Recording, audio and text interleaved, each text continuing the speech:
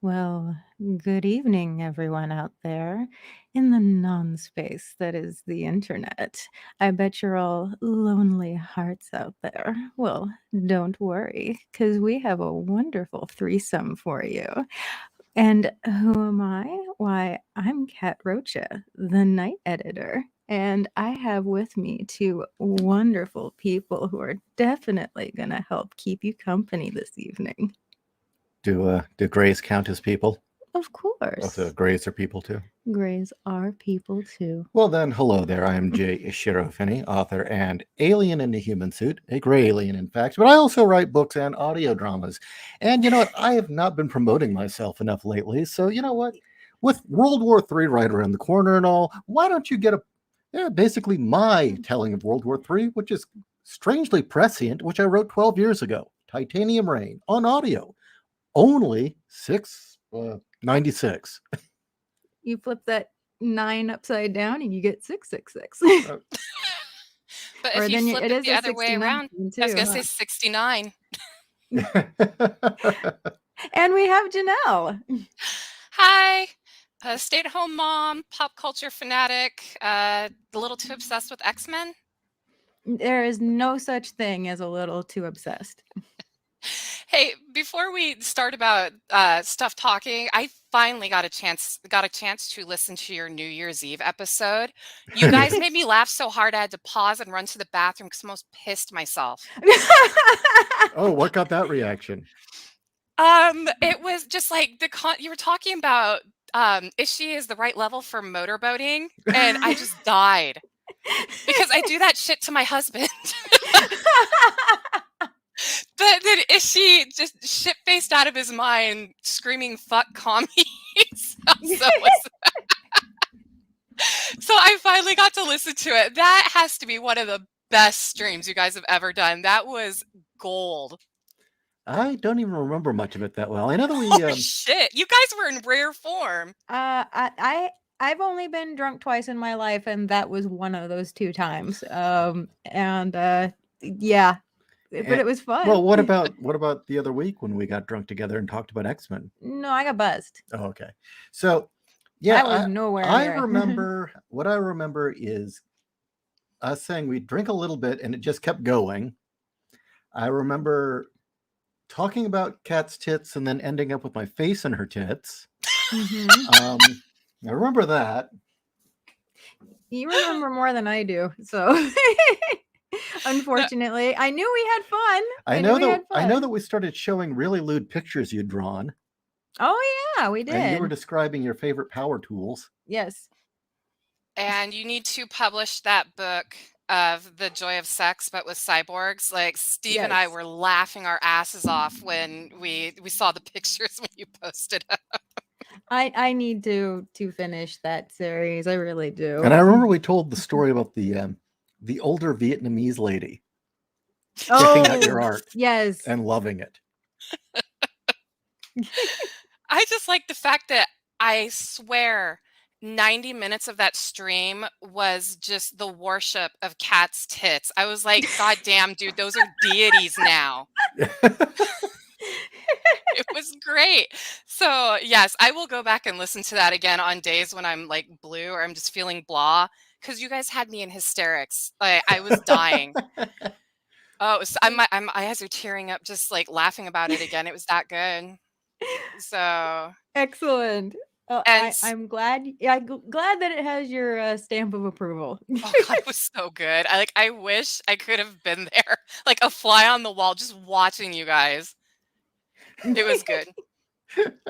So something else I wanted to talk about with your streams. Now, your Saturday stream, I also listened to, and it broke my heart to hear you guys basically say that you have given up on the comic book industry. And I'm trying to look at it in a positive light. And I think that we should look at it like you would look at a memorial of a close friend, and you'd remember the good old times. And that got me to go out and buy, I've been buying back issues of indie comics from the 80s. And I was like, that should be something that we should focus on, is cool back issues. Because I'm very heartbroken about the comic book industry too, but hearing the both of you who that was your bread and butter just like sounds so defeated. My heart was broken for you guys. You put so much work into it and it just got all shit on. Not your work, I'm talking about the industry. And the thing was, we had started 01 as an alternative because we saw what was coming. We never, ever counted on being shut down. And as being the alternative, we were being successful for a while there. Although I do like your sentiment, Janelle, of buying back issues, especially of indie books. I really like that. What things did you pick up, actually? Well, I picked up something called X Mutants, and I remember seeing it originally in like one of those comic book newspapers that you picked up for free at a comic book store. Mm-hmm.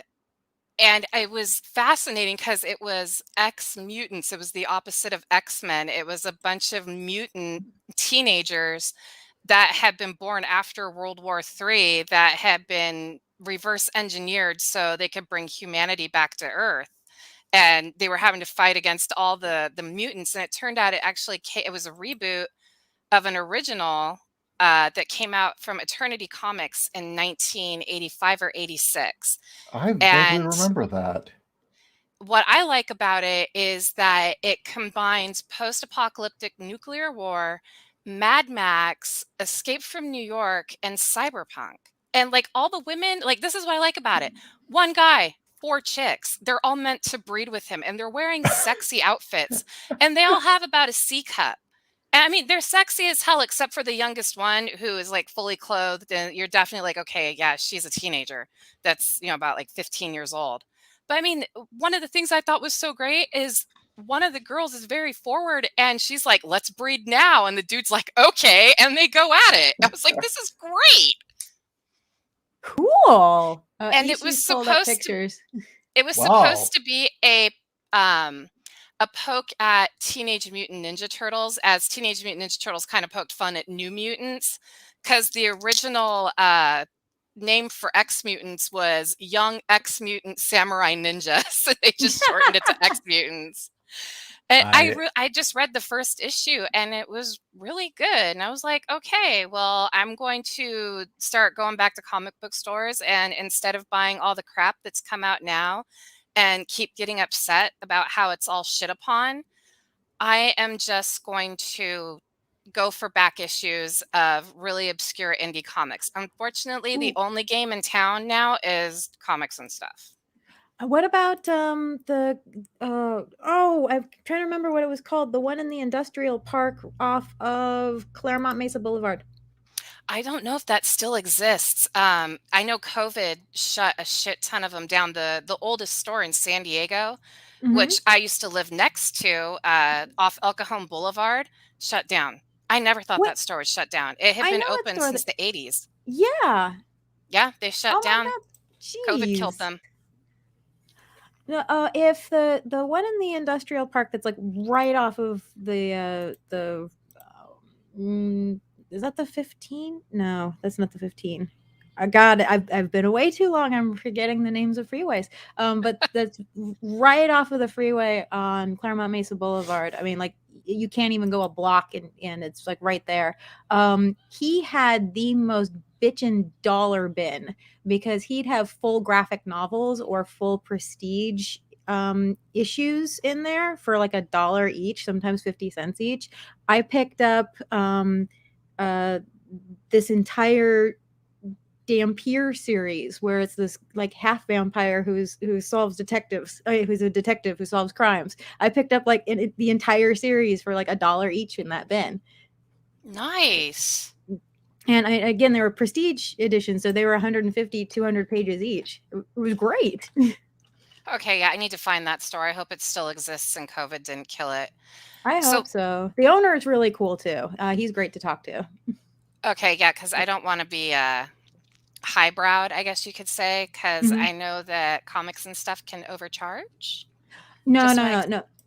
I used to work for comics and stuff. I am totally there for you on that. I need to get together behind the scenes because I knew Ed. You knew Ed.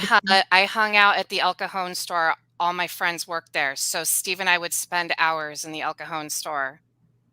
Oh, okay. I got a story, and this is something I'm gonna go ahead and put it out there. Because apparently this spread like wildfire in the industry, and I was so shocked by it, I just turtled in and didn't say anything. But hey, it's been like 20 years, so I can say it now. When I worked for Ed, it was like my third or fourth day on the job. But again, I'm a fan of comic books. I understand that there are certain what are they called? Alternate covers that go for different rates. And he told me, okay, here are the new comics for this week. Just put them out and sell them all for, cover price. And I said, is there anything that I should look out for that's going to be priced special? And he told me, no, they all go for cover price. But apparently, 2/3 of the books in there were supposed to go for $10, $15 an issue, because it was super limited, rare, hoity-toity, foil cover, images. And so I sold them at cover price because I was told to. Well, he spread it all around the industry that I lost him thousands of dollars. Yeah, I found that out later. Okay, yeah, you and I need to talk, like, not on the show. So he's a dick. Because is I what you're still know saying. some Yes. people that work for him. Yeah. Yeah, I got stories. No, I was at the Comics Gallery, and not Comics Gallery, sorry, Mysterious Galaxy. Mhm. And I mentioned I used to work for Ed, and he goes, "Oh, are you that chick that screwed up the comic books?" I'm like, "The what?" And he told the story. I'm like, "I remember exactly that day. Holy fuck, he blamed it on me." What a pile of shit. When you were talking on one of your streams and you said comics and shit, I'm like, oh, she worked for comics and stuff before you even explained. Yeah. You knew exactly what it was. Yes, yes, yes, yes. So yeah, I got some stories. But like I said, since I still know people who work for him, I need to say it behind the scenes. No, So, okay, not a problem. Totally yeah. understand. I don't care. Yeah, but like I said, when you said comics and shit, I was like, oh, she knows that. Yep. So hopefully the store that you just told me about is still around, because if not, I'm going to have to order online, and I'd prefer not to, because you never know if shit's going to get damaged in transit. Yeah, no, I hope it is too. I mean, he had too big a collection. This guy owned, I'm not kidding, he like purchased like a quarter of that industrial park, and was actually renting out spaces until he could fill them in with his own books. Oh, I wow. had a long talk with him about everything. He goes, "No, actually, I own this." And then he was a partners with the guy who owned the industrial park across the street, the one that Riff Tracks is in, actually. Oh, okay. So, God, and now I want to go find this place now. I might do that tomorrow. and I get he hires some people from the college, so there are certain people who work there you probably don't want to engage too much in conversation with. I'm sure they're very nice, but last time we were there, you didn't want to engage them or ask for their opinions on what comic books you should read. Were these the ones that got offended when we started busting up at some of the books? Yeah, they were. Yeah. Or, I made some comment about how it's like, no, her tits are too small, and I got this dirty look. Well, Power Girl shouldn't have small tits. No, she shouldn't. Nope. Okay, a couple things. What? Oh, no, I was just saying, nope, she shouldn't have small tits. No.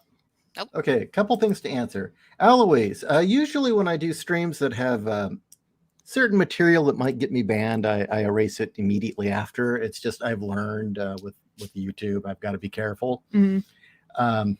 Just that simple. Second, you didn't answer a question of mine, and I being I feel I have a responsibility considering the amount of bad science there is out there, and I believe you were the one that said the sun was heating up, and I had asked you where you had gotten that from. You didn't respond. You don't have to. I'm just going to say point blank, I think I know what you heard. The sun goes through an 11-year solar cycle, okay? in which it becomes active and quiet, and yet does affect temperature to a very small degree. I'm guessing that's what you might have heard. But in truth, there are longer cycles known as the Maunder minimum. You can look this up, in which it actually will slow down and you'll have a very quiet sun for an extended period of time. And we're actually heading into one of those, which would mean an actual cooling rather than heating. Mm-hmm. No, we're not talking about a horrible ice age. The worst case scenario is maybe decades from now, we might get a few years of no summer. This happened before in England, Mm-hmm. or it was recorded in England. It was global. It was the mini ice age, right? Yeah, the little ice age. But that was also exacerbated by a volcano going off. Mm-hmm. So I don't know where you heard that, but no, nothing to worry about there. We're actually going into a cooling period, which is another reason why the global warming freaks need to shut the hell up. Anyway, just doing my duty. Do you guys like this cover? Do you see sexy girls in like cyberpunk and new wave wear with like a nice set of cleavage? Yeah. Yeah, cleavage, swords, space field. I'm there. Everything we wanted. I highly recommend it. And it's black and white too. That's the reboot that came out in color. Oh, okay. Yeah, so the original was 4 chicks, 1 dude, and then the reboot that came out, because I think it was bought by Malibu. Yes, it was bought by Malibu. They revamped it to 3 guys and 3 girls, but they all still were sexy as hell.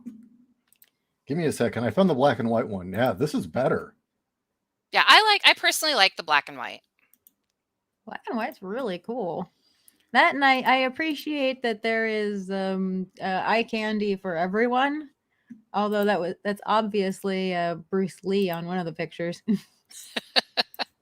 I thought it was cool that the guy, his name is Belushi, and then in the revamp, his name is changed to Aykroyd. So the guy was an SNL fan that wrote it. I thought that was cool. Brilliant. Yeah. So, yeah, I highly recommend it, guys. Don't give up on comics. Just go to back issues. Put that one up. Put that one up. I will. So, actually, there is a lot of good stuff out there. It's not easy to. It's not getting any spotlight is the problem. Mm-hmm. There's a couple of. Oh, sorry, I didn't mean to. And that's what we've got to. That's what we've got to improve.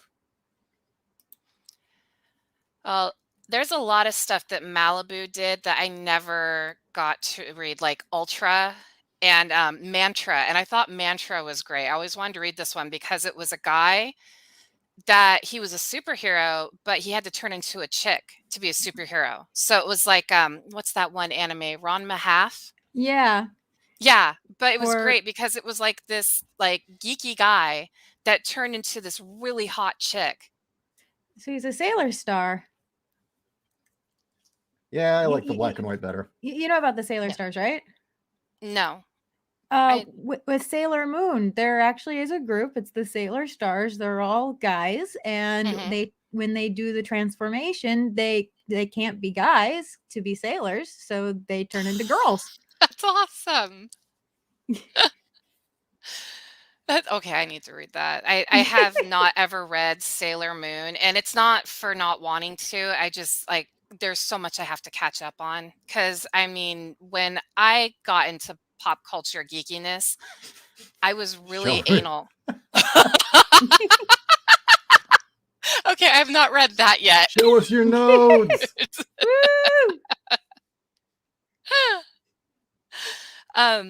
I only really stuck to X-Men for my comics, and like I was really anal and I was really snobby, and like Dune was the only sci-fi I'd ever read, and like all other sci-fi was beneath me until I was introduced to Heinlein. Then all other sci-fi was beneath Herbert and Heinlein.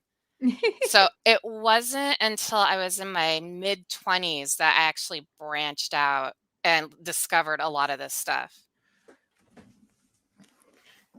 Don't feel bad. I mean, at least the thing is at least you had standards. You know, You started at the top, and when you're at the top of the mountain and you look down, there is an awful lot of shit down there. So Yeah. I wasn't as picky with my role playing. Like I played D&D, I played Masquerade, I obviously played Rifts. I'm sure you Mhm. guys could tell. I felt like I felt like I was being a dumb fangirl. I felt like Justin Long in Galaxy Quest. Like I had so many questions for CJ Corella, Then and we'll I have to was bring like, him back. no, Yeah. oh, No, he bring him liked the back. fact that he liked talking about it. We could tell he Mhm. enjoyed it. He was a little surprised. Oh, holy I have like 7 of his books for Rifts. Yeah, so and he wrote some great ones, and oh, by the way, I'm the one that lost the Kitty Pride argument. I had a friend that was running a Rifts game, and he allowed us to play superheroes from wherever we wanted to. So one guy was Wally West, another guy was Painkiller Jane, and I chose Kitty Pride because, being the smart ass that I am, I'm like, she's intangible. We're going against the coalition. I can just disrupt all their mechs by phasing in and out of them. The GM got pissed and was like, "That's it. I'm rifting you all the phase world." And I was like, "Well, phase world technology, because I'm mega damage, can't hurt me." And he was like, "No, no, no, it's going to totally hurt you." And we got in this huge argument, and we never finished the game. So I was the one Oh, that lost the wow. argument. But I was being smart. Come on, Kitty Pride, perfect. She's a ninja and she's intangible. Like I had it in the bag, and the GM got pissed and sent us to Face World. Okay, couple things. It's probably not the end, dude. Is it going to be shitty? Probably. But you know what? I'll put the World War III cast back up. I'm getting a lot of people saying that they didn't get to finish it. I will put the World War III cast back up. The problem is whenever I start tackling things like Weimar Germany, Jewish culture, um, bad guys in World War II from Germany, and frankly, Black America as well, it's a lot of landmines, and I don't want to get banned, but it seems like I was doing a public service, so I'll put it back up. Well, you could, replace all the words with the word demonetized. Demonetized. World War demonetized. There's a question for Janelle. Oh, Oh, where? what is Here? it? It's did you ever read Dosidai Experiment by Herbert? The Dasadi Experiment is Yeah. so good. That is such a good book. It's the sequel to The Whipping Star, which I did not read, but Dasadi Experiment I highly recommend to anybody who is a fan of Herbert, and you've only read Dune. Read Dasadi Experiment. I also have his short story book called which was really cool. So it has a couple of Dune stories in there, and also has a spinoff of the Dasadi Experiment. I also read The White Plague. I don't know if you guys ever read The White Plague. Mm-mm. No. So it was written during the Troubles, and an IRA terrorist ends up putting a car bomb into the car of a noted virologist, and he gets out of the car, but his wife and kid are still in it, and so they get blown up. Well, he decides that he's going to end the human race, and he creates a virus that only kills women. And so only 1% of women survive this plague. And you're seeing the megalomania from the side of the women who are like, now we're goddesses and they're going to worship us. And you're seeing the side from the men who are like, okay, we either need to figure out what to do, or basically all these women are going to have like 20 husbands, and their goal is to be just to pop out children. And it doesn't end happily either. It actually ends really fucked up. And I was like, wow, I was not expecting that from a Herbert book. Kind of sounds like Yeah. the flip side of the coin to Tiptree's screwfly solution. Mhm. Yes. But okay, I feel the responsibility to answer these. So, read the question. Thanks, Ishi. That clears up a lot. There's been a lot of articles about the sun experiencing flare-ups and its threatening infrastructure. Okay, I'm going to be. I'll give you the best information I can on that. The first problem is we really don't know. It's never happened, not since the 1800s. So we don't honestly know the effect. Also, it's not as easy as a lot of those articles make it sound. It's not simply, bam, we get a solar flare, everything goes to shit. A A lot of it, again, is we don't know. Also, it's not going to be uniform. If you had a worst case scenario, which is unlikely, by the way, when a worst case scenario would happen, it wouldn't be uniform. First off, depending on what direction the power line is pointed, I shit you not, will largely affect whether those power lines are affected or not. Apparently, north to south pointed power lines will be less affected. I believe. I think that's it. Also, just to give you a sense of how random this all is, depending on what soil your house or power line or power plant is sitting on top of, will determine the effects of a solar flare on the infrastructure. So that is a large part of it. Also, bodies of water have a lot to do with it. Placement near the poles have a lot to do with it. Truth be told, the really terrible scenarios are very unlikely. They could happen. I'll be upfront. It's possible, but you're more likely to see something like the worst would be scattered outages. And despite what everyone says, now granted, the Democrats have done a lot to dismantle this. Keep in mind, our great-grandparents, or your great-grandparents, our grandparents if you're Gen X, built this country to survive a nuclear war. And I know that the Democrats thought it was stupid, and the Clinton administration did a lot to dismantle this, as did Obama. But we've got all these backup systems in place in case a bomb dropped on us. Seriously, and that includes EMP. Well, not only that, but as far as I know, we still have systems in place that watch for things like, solar flares and other things like that. And if there's one that's bad enough, we do have enough warning that we can turn off the grid temporarily, let it pass, and turn everything back on so that there's not any damage. Also, a lot of the stories of there being damage to grids, to power lines, other things like that, that was before they knew about things like insulating them, or hardening them, putting them underground. We know a lot more now. The big risk is transformers on power lines blowing out. Because to be honest, once the boomers took over and the greatest generation left, a lot of the infrastructure was taken for granted. So a lot of the transformers in our power grid are old, and there aren't backups, or there aren't enough backups for full replacements. And so it'd be an issue of replacing them all.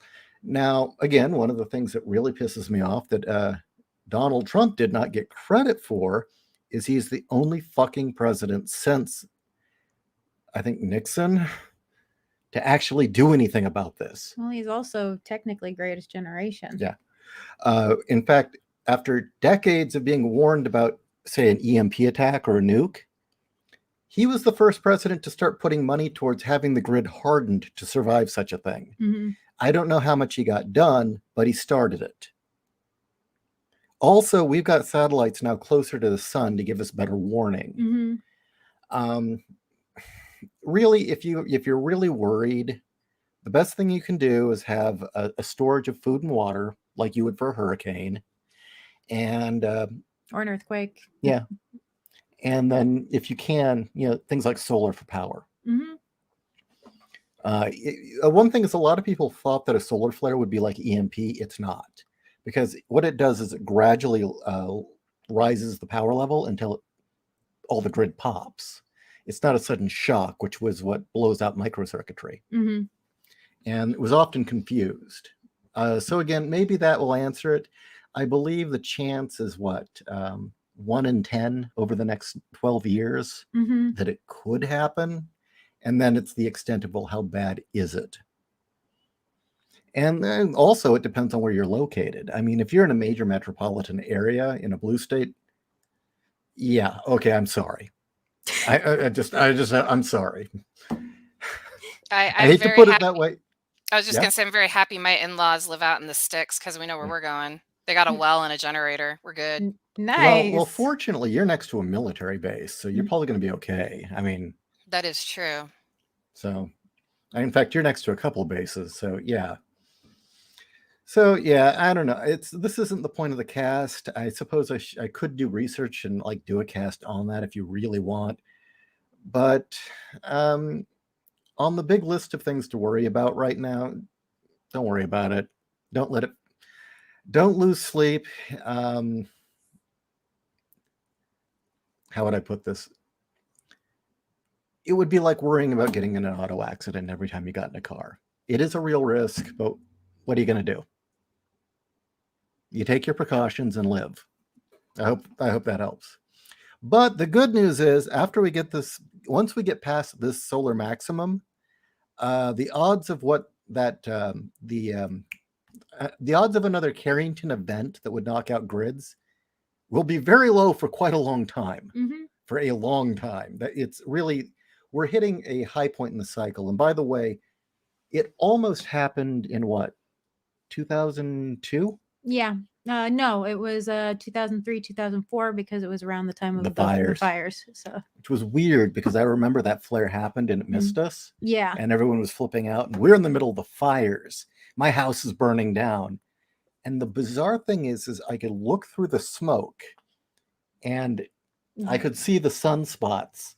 Well, because the smoke was giving that nice screen. So. Right. And it was bizarre. You could actually see the sunspots. I just also remember my stepdad at the time, who was a ham operator and who was part of the emergency communication systems during the fire.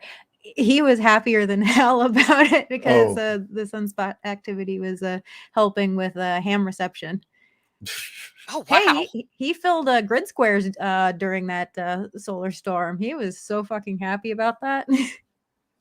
Silver lining. Yeah, silver lining. But anyway, who said that? Xlurb, a remote viewer. I don't know. But ultimately, wait, scroll up. Bro, hear me out. We're getting a Kira. We're doing biker gangs and psychic kids. Okay. Acid trip. I'm okay, in. You know what, Victoria? Yeah, I'll put it up on Odyssey. You know, I should put more shit on Odyssey, but I'll be honest with you. The problem with Odyssey right now is to load one video takes hours. I have to like set it and then go to bed. Set it and forget it. Well, yeah, it's bizarre. It'll take like 3 or 4 hours. That needs to be fixed. Yeah, maybe they should call it Ronco video. To set it and forget it. Somebody brought up Why the Last Man. JW brings up, and there's Why the Last Man and stories about the end of human fertility, not an uncommon plot device. Children of Men was about the end of fertility. Mm-hmm. I never read the book, but I did like the movie. I thought it was pretty good. One other thing, quickly, and this might have been where the misleading information came from, Aloise. The terminology typically is a noisy sun or a quiet sun, but sometimes people will call it a hot sun or a cold sun, but they don't actually mean it's going to get hotter. It's a sunspot activity and flares. So maybe that was the misnomer. So I don't know. Hopefully I helped out. A lot of this doomsday talk really gets on my nerves. Bjorn, the USA power grid sound like it's in the same situation as a Cuban building built in the 1950s. That's communism. Well, I hate to say it, but I would say after Reagan, they just gave up on infrastructure. Seriously. And especially under the Clintons. They're, well, we don't have to pay for it anymore. Xlurb responded to your comment. Where? Right above, up, down. Up, down. Down. There. Here. You're right on it. That remote viewer guy was semi-famous. I mean, was on that UFO Radio's guy show a dozen times or more. He was on Art Bell. Oh, that guy. That's Art Bell. That was the noise he always made when he didn't have any You know what's actually fun about Art Bell is over AM radio, you couldn't hear a lot of his intonations. But now, thanks to the internet and the tapes being put up on the internet, you can hear the clarity, and you're suddenly realizing he's not buying any of this shit. No. He's just learned how to ask really good BS questions. Although, no, I think we actually heard the remote viewer guy that he was talking about once. I'm not black-pilled, dude. Okay, so let's see. What? Up, up, down, down, left, right, BA, start! Exactly. What about Gunhead? No, my favorite is up, up, down, down, left, right, spin around 3 times, do a backflip, and then Laura Croft explodes. Redneck, one thing that finally made me suspicious of Reagan is the fact that Alex Jones has photos of young Reagan attending a ceremony for Moloch. Okay, I'm gonna have to look this up right now. You two talk. Yeah.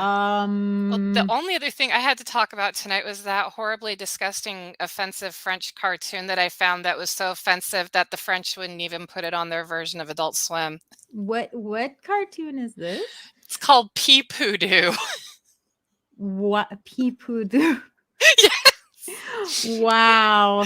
It is okay. I could only make it to the 3rd episode before I was like, dude, this is going way too far. I know what you're talking about. Saber horrible, Sparks and I love it. Yes.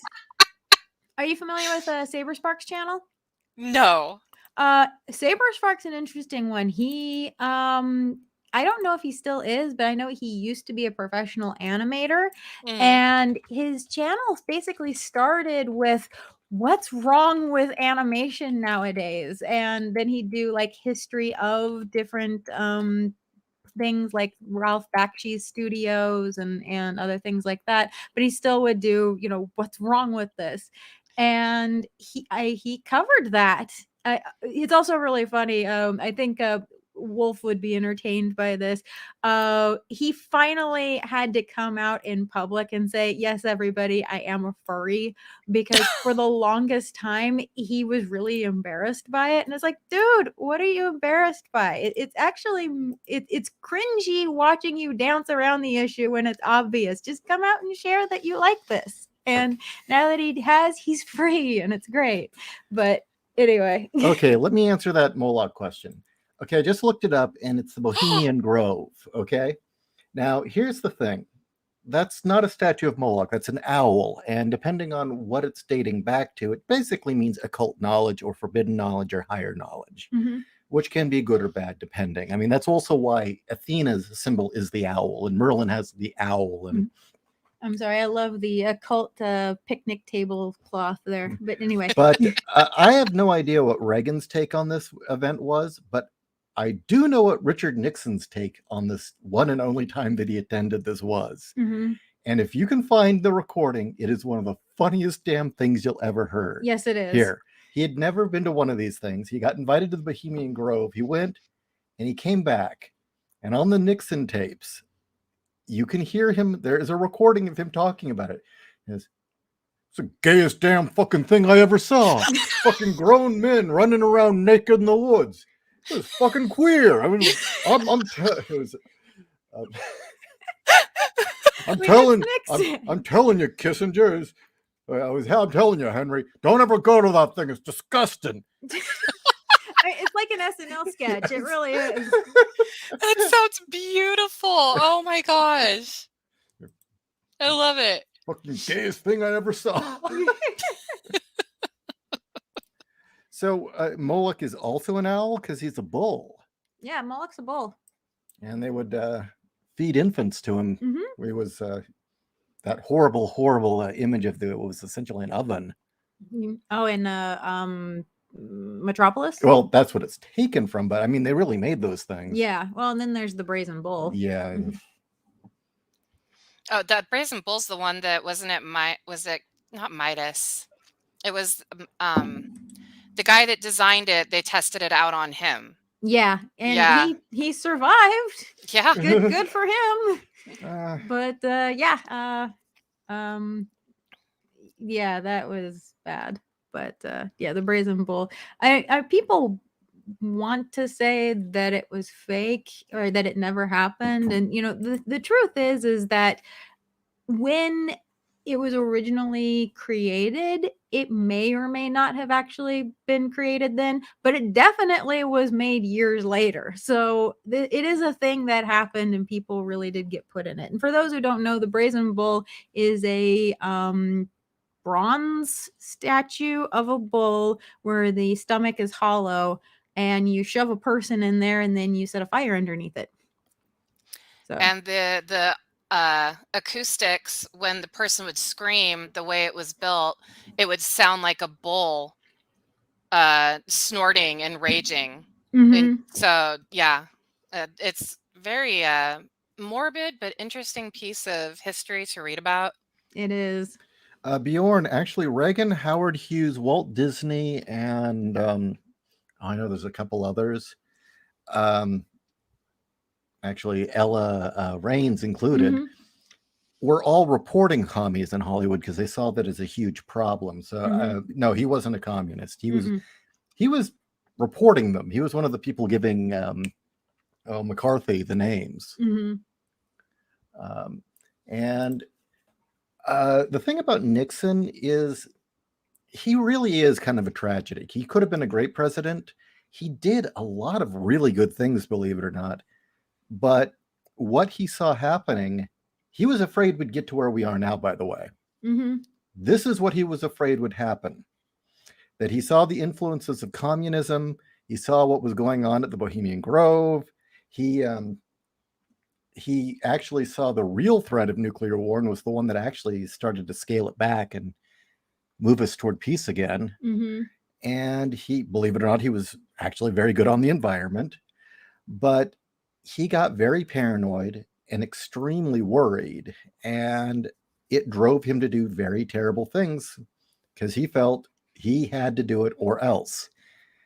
And in hindsight, maybe he was right. I don't know. Look where we are right now. This is what he wanted to stamp down. He said, if we don't stop this now, the commies are going to turn our boys into fags and women. He said that. He literally said that. He said, we got to get this shit out of the schools. We've got to stop it now. We've got to get rid of this leftist crap that's infecting our minority communities. Yeah. And then he got taken down by those two lefty assholes. Was it at the Post or the Times? Post. And in retrospect, I forget which one it was, has really shown himself to be a shill for the establishment. The one that interviewed Donald Trump and twisted the interview around to make Trump look like the boogeyman. Yeah, real fucking dirtbag. Yeah. I don't remember which one of the two it was, though, so I'm not going to say.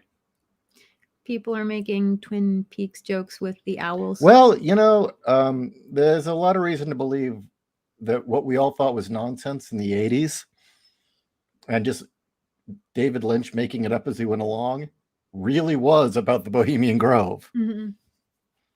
Really? That's what Twin Peaks was supposed to be based on?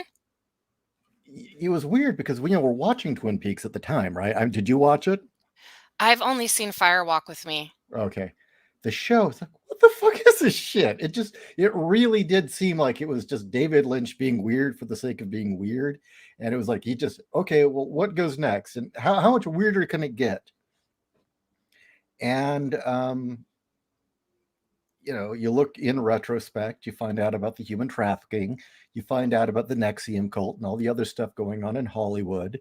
You find out about the occultism and the Bohemian Grove and the owls. All from this show? How the fuck have I never watched this? Don't feel bad. I'm the same way. It's in the 80s, none of us really knew. It was like, okay, this is just more weird David Lynch shit. And it's like, it all starts with a girl found dead.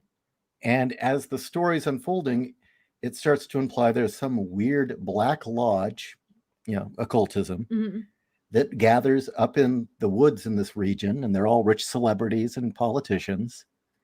And there's this continued message that the owls are not what they seem. And it's just, it starts. Damn. You look back and you're like, holy shit. And by the way, Lynch is a conservative.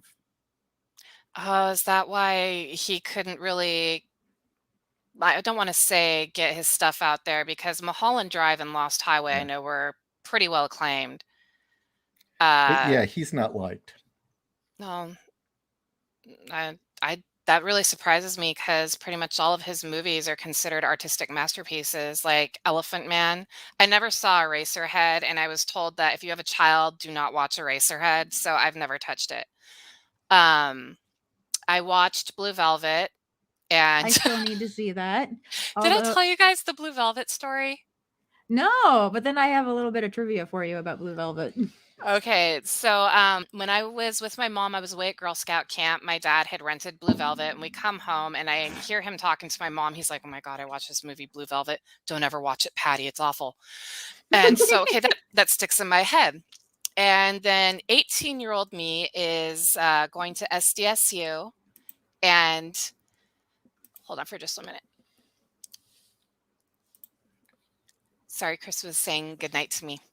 Aw. So 18, 19-year-old me is in college, and I'm going to a friend's house, and we wanted to watch a movie, and we're in Blockbuster, and I come across Blue Velvet, and those words kind of come back. I'm like, oh, my dad said don't watch this, so let's get it.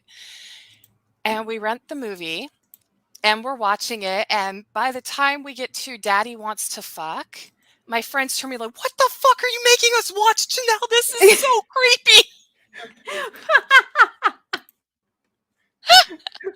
And so, yeah, that was my experience with Blue Velvet. Wow. Okay, then. Oh, I'm sorry. Go Yeah. ahead. I was just I gonna was say, gonna when say, Dennis Hopper is huffing nitrogen and Daddy wants to fuck, I was like, oh my God.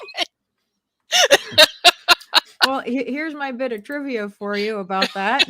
Okay. Val Kilmer was supposed to star in that film.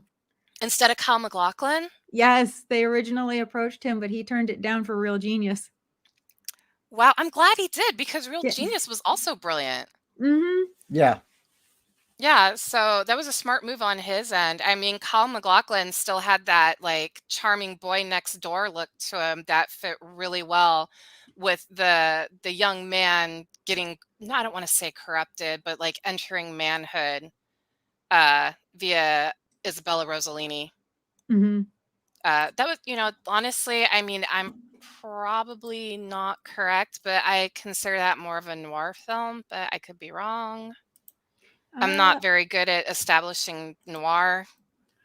I haven't seen it yet, but some of the reviewers that we've watched have covered Blue Velvet, and they've kind of put it in that vibe too. So I don't think you're wrong. Okay. I haven't Yeah. seen it. Mm-hmm. I highly recommend it. I went back and watched it again when I was older, and Dennis Hopper is still very twisted, but he puts on one of the best twisted performances I've ever seen, and it's a pretty good film. I just think because of the nitrous scene, like a lot of people are like, okay, we checked out and this movie is shit. But it's not. There's a lot to it, and I think a lot of people went in thinking it was just another weird, artsy David Lynch film. But there's, in my opinion, a few good layers to it. And yeah, the Dennis Hopper Daddy Wants to Fuck scene, you guys are gonna laugh your asses off now that I've told you. Okay. So they're asking about Moloch again and the whole thing about a bull. Here you go. That's Moloch. And as far as that oven I was mentioning, that. Mm-hmm. And Very Wicker Man. babies go in there. Mm-hmm. They would actually burn incense that would drug the crowds so they would chant and not hear the babies screaming as they were being burnt to death. Yes. It's a very fucked up religion. Mm-hmm. When in Exodus, which a lot of it apparently isn't true, but there is true that the Israelites did adopt the Canaanite religion, and that a lot of Judaism is taken from the Phoenicians, Egyptians, and the Canaanites. Mm-hmm. And Moloch, or Baal, depending, was probably the golden calf that they were sacrificing to. Mm-hmm. And the reason being is it was the whole idea of a transaction. God was pissed off. Okay, we've got to give him something. And that's basically where it came from. And from what I understand, apparently, originally, the idea of the Messiah was that he would come and he would give his life to pay the debt of mankind that got God pissed off at them in the first place. That was the original idea. And then Christian redemption became something entirely different. It wasn't so much of an exchange. No, it is actually an Huh? exchange. I mean, Jesus died on the cross. His blood washed away the sins of humanity. Uh, whereas Judaism, oh God, I don't want to say this and sound like a dick because it doesn't, I don't want to sound like a dick because it's not me being a dick, but just the way I've seen, there's a lot of self-loathing. I think that's why a lot of Jewish comics do a lot of self-loathing stand-up, like, Rodney Yeah. Dangerfield. Whereas Christianity is the self-loathing can stop because you are now given a path to not only in a form of enlightenment, but if you sin, God's not going to be pissed at you anymore because he gave up his only son. His son was willing to make the sacrifice for all humanity, kind of showing like there's one good person, even though Jesus was Mm-hmm. God, which is a whole nother can of worms we can get into one night. Mhm. But it was like a human was willing to sacrifice themselves for the rest of humanity, which led to other humans wanting to do the same thing.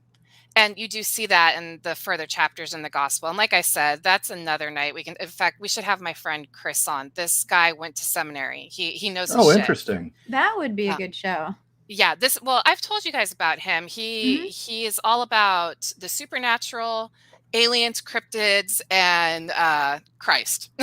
Like all the good shit. I am going to say he was the one that told me that the Star of David, actually, I think it came from the Canaanites in the original. Actually, I know the answer to this one. Oh, you do? Because I know that the menorah was originally what was the insignia. The menorah is actually the true and most sacred symbol. Yeah, that's why Hanukkah is so damn important. Technically speaking, officially, the Star of David is not a religious symbol. I believe it did not start being used until the 1800s in Eastern Europe, because the churches all had the very iconic cross, and the synagogues wanted one too. So they came up with the star design, and it supposedly was the insignia that was on David's shield. That's where that came from. But really, honestly, it should be the menorah. No, it should. That's why a lot of the Orthodox Jewish schools actually have like menorahs built out front. And do you remember the Chabad house by SDSU? During Hanukkah, each one of those torches would be lit in front of the school. They didn't have the Star of David in front of their school. They actually had the menorah instead. And Chris told me where that star originally came from, and it was actually, I think, part of the Canaanite religion. When David took like a bunch of wives, it was either David or Solomon. I can't remember. I think it was David. But yeah, so because you were saying that a lot of stuff in Judaism came from Canaanite religion. And that's true. I mean, a lot in the Bible in the Old Testament talks about how that's why God was getting pissed. They were like, hey, let's sacrifice babies and have, young children prostitutes in the temples. Woohoo. Well, I think the thing that really bothers me about this whole idea I think we get really hung up on the idea of Abrahamic religions. It's very neat and easy to put it this way. But in truth, there's a very simple through line, and it's a much more organic process. Because, if you can start with the Sumerians and the Babylonians, and then it goes up to the Egyptians, and the influence of the Egyptians was massive. And the Egyptians went into Persia, or came down from Persia first. We don't know anymore. Into China, and there's all this influence on China from the Egyptians, and then the Egyptians influenced the Canaanites and the Phoenicians and the Greeks. And then the Greeks reinterpreted the Christ story and made it very Platonic. They put all the Greek philosophy and imagery into it, and then that went up into Europe. So I don't know. I think we want it so badly to be easily, neatly categorized and classified, and it isn't. And I know that there's this real need for, well, my religion is monotheism. I'm sophisticated. None of them are monotheism. Well, None of them are monotheism. also There's a lot of snobbery in Abrahamic religions. Yeah, that's why I actually brought the whole thing up, is that I'm really tired. Well, see, I got the right one. No, they're all fucking connected. They all borrowed from each other. There's, from a story standpoint, strictly, I'm not talking about faith here. I'm talking strictly from mythological narrative, because myth and theology are two different things, and they serve two different functions. Mythologically speaking, this is a story that started before there was writing. This was a story that we were telling back when we were hominids and banging rocks together, and we just kept building on this story, and it spread out. As we spread out, we brought new elements in, and then we'd cross paths, and we'd share stuff, and that would cross pollinate. And that's why the more I study mythology and fairy tales and legend, which I'm doing a lot of because of what I'm writing, it's like, I think we're making this more confusing than it needs to be. Trying to split them all up and saying, well, they're all, this believes this is, no.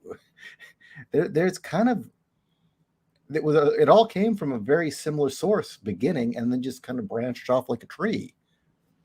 Well, I wouldn't say that it's making it more complicated. It's that,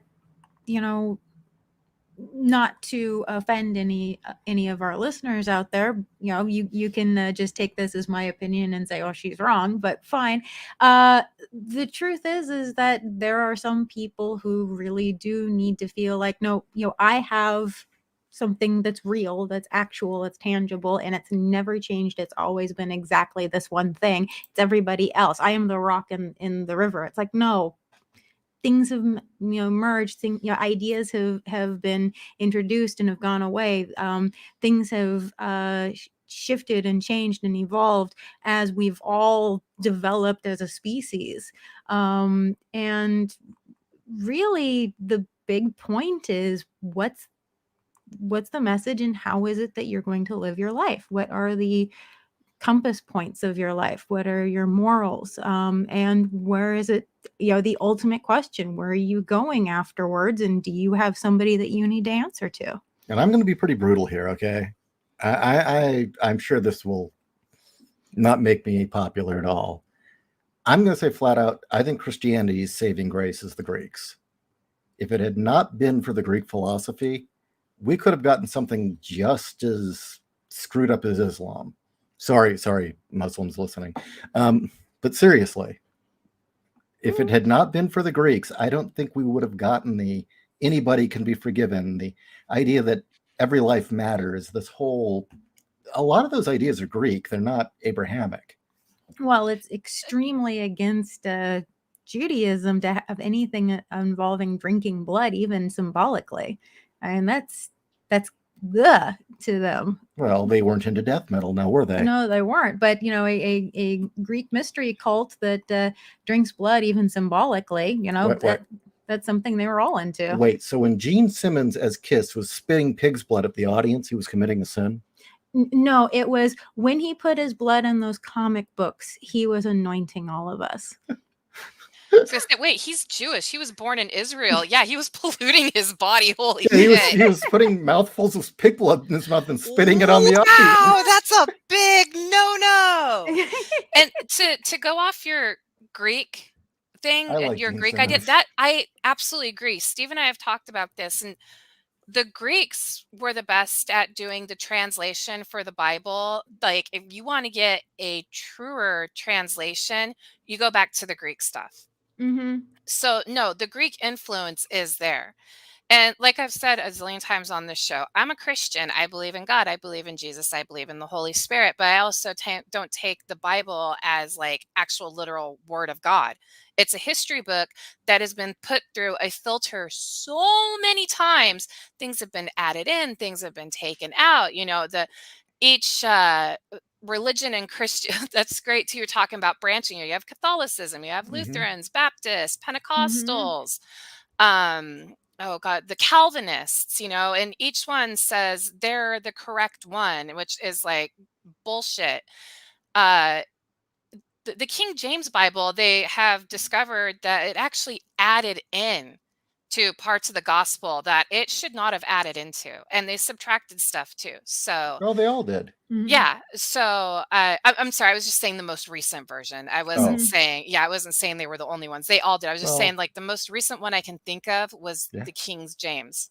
Well, I was going to say So that I was going to bring up probably the defining parable of Christianity aside from Christ, the Good Samaritan.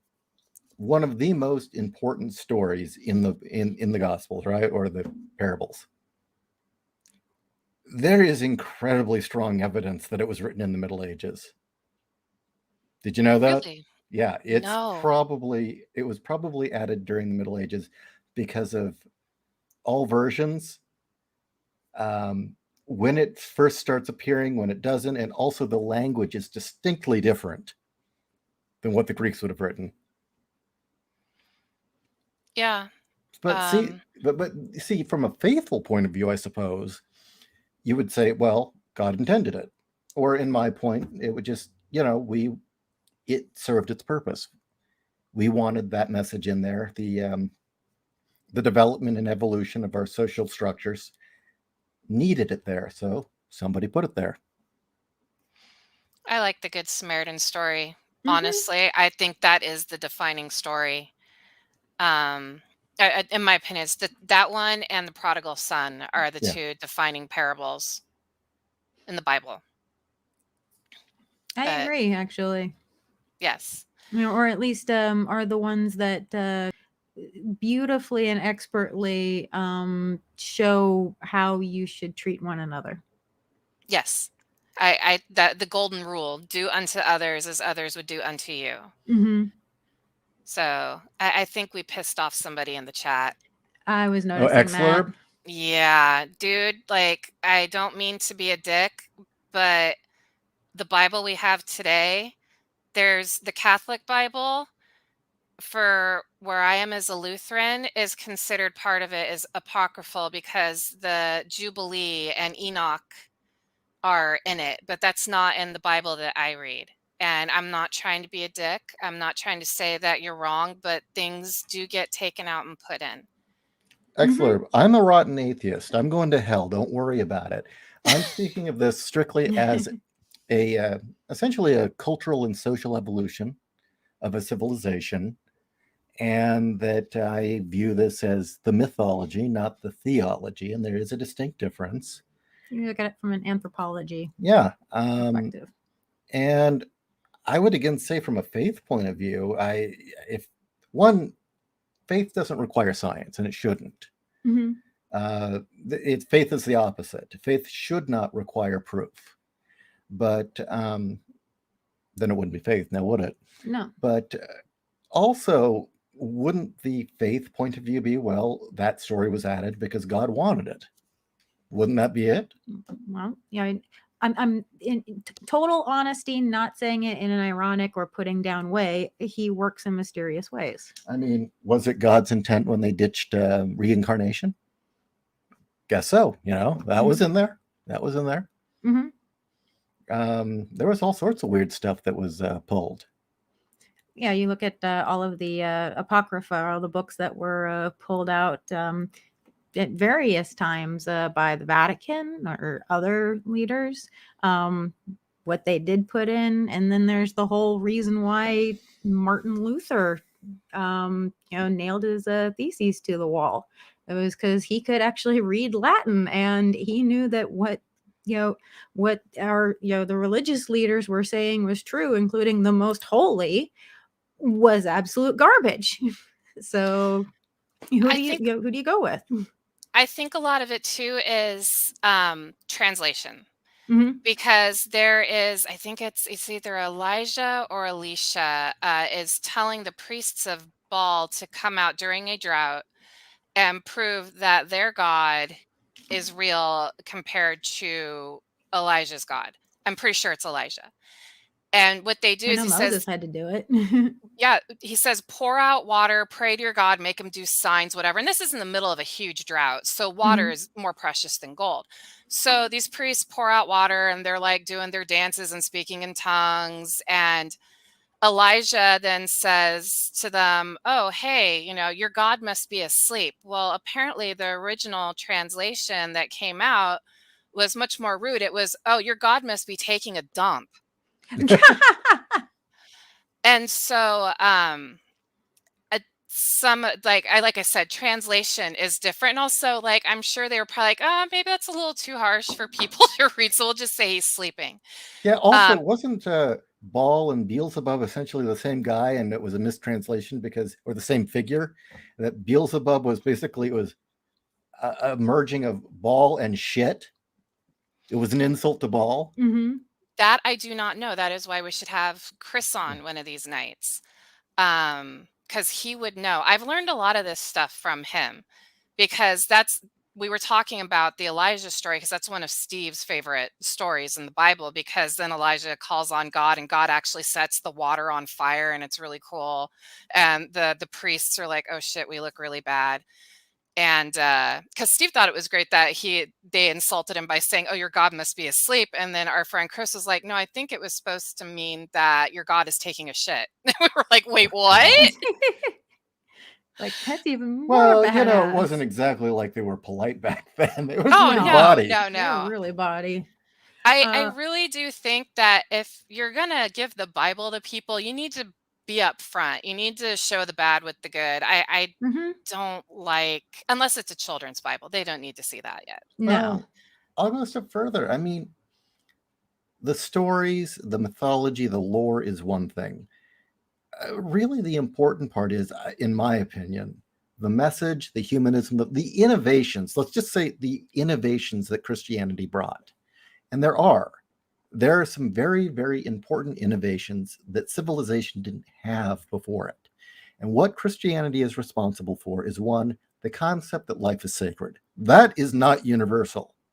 I mean, this whole idea here in the West, oh, well, everyone will. No, they don't. No, they don't. That's actually No, they don't. in the human evolution, that's actually a very new concept. Yes, and it certainly didn't mean that in Rome. Well, Second, okay, not only that all life is sacred, all men, be it a king or the lowest of the low pauper or beggar, all get judged.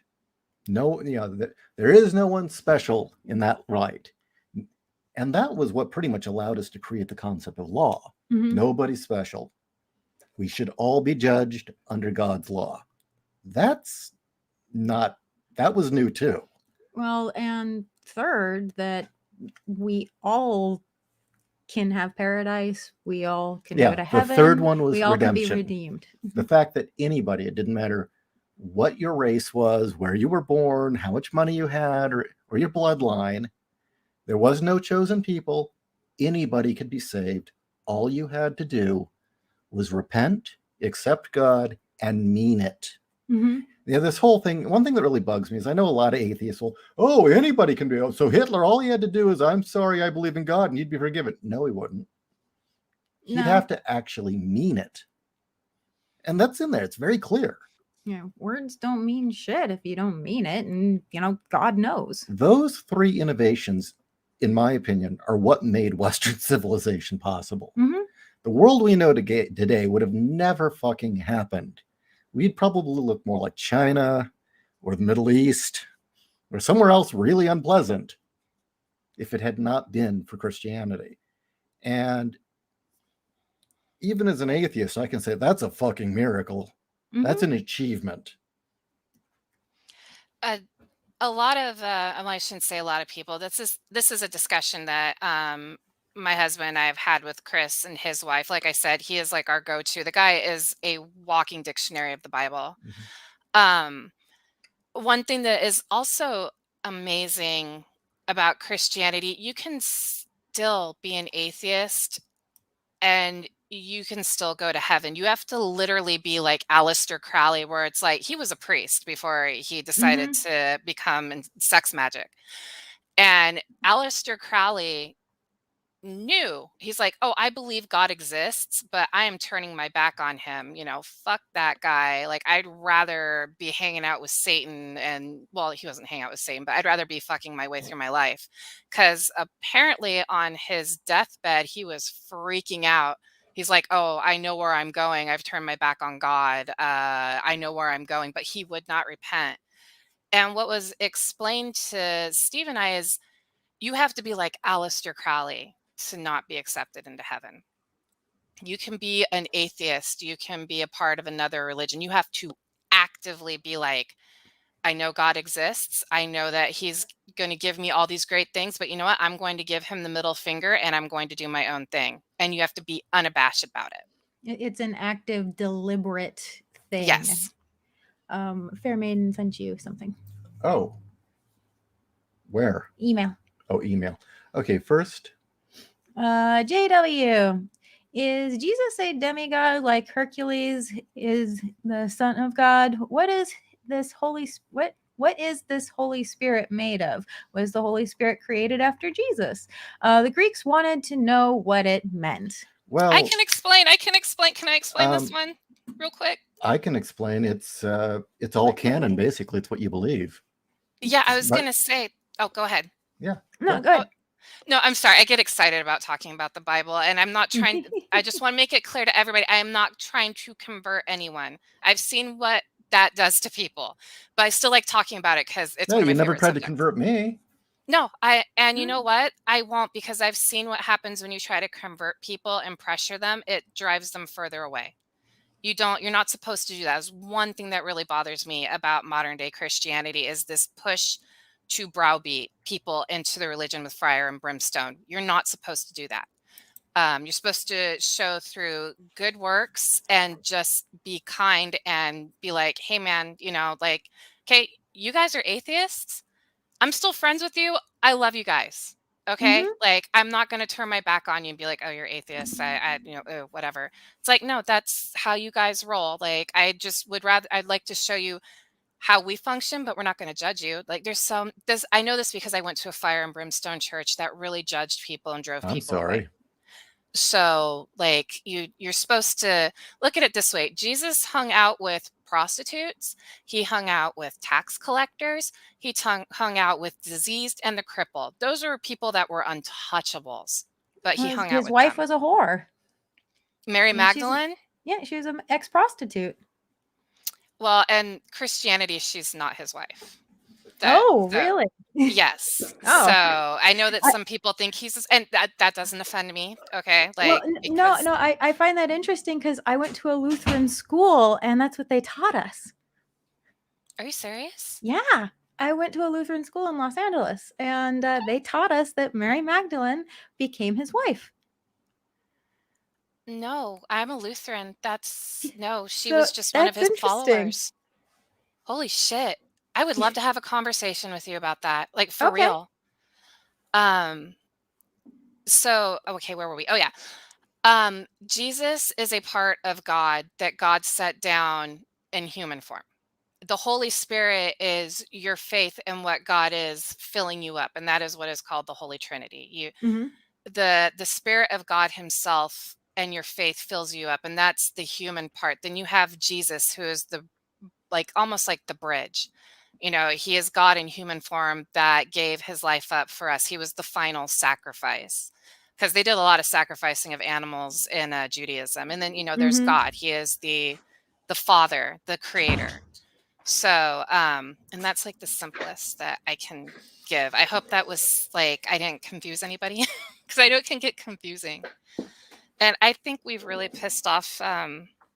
Blurb. Yeah. Like, I'm not trying to piss you off. I'm really not. And when I call it browbeat, I had people telling my brother, because he was a pagan, that I should never be around him again. And what kind of person would I have been if I abandoned him because he chose to be a pagan? And I'm like, I don't love you anymore. And that's why I left my church. And maybe it was just that church. I'm getting ready to cry because that really bothered me. It was, you either choose us or you abandon those you love, or you're going to hell.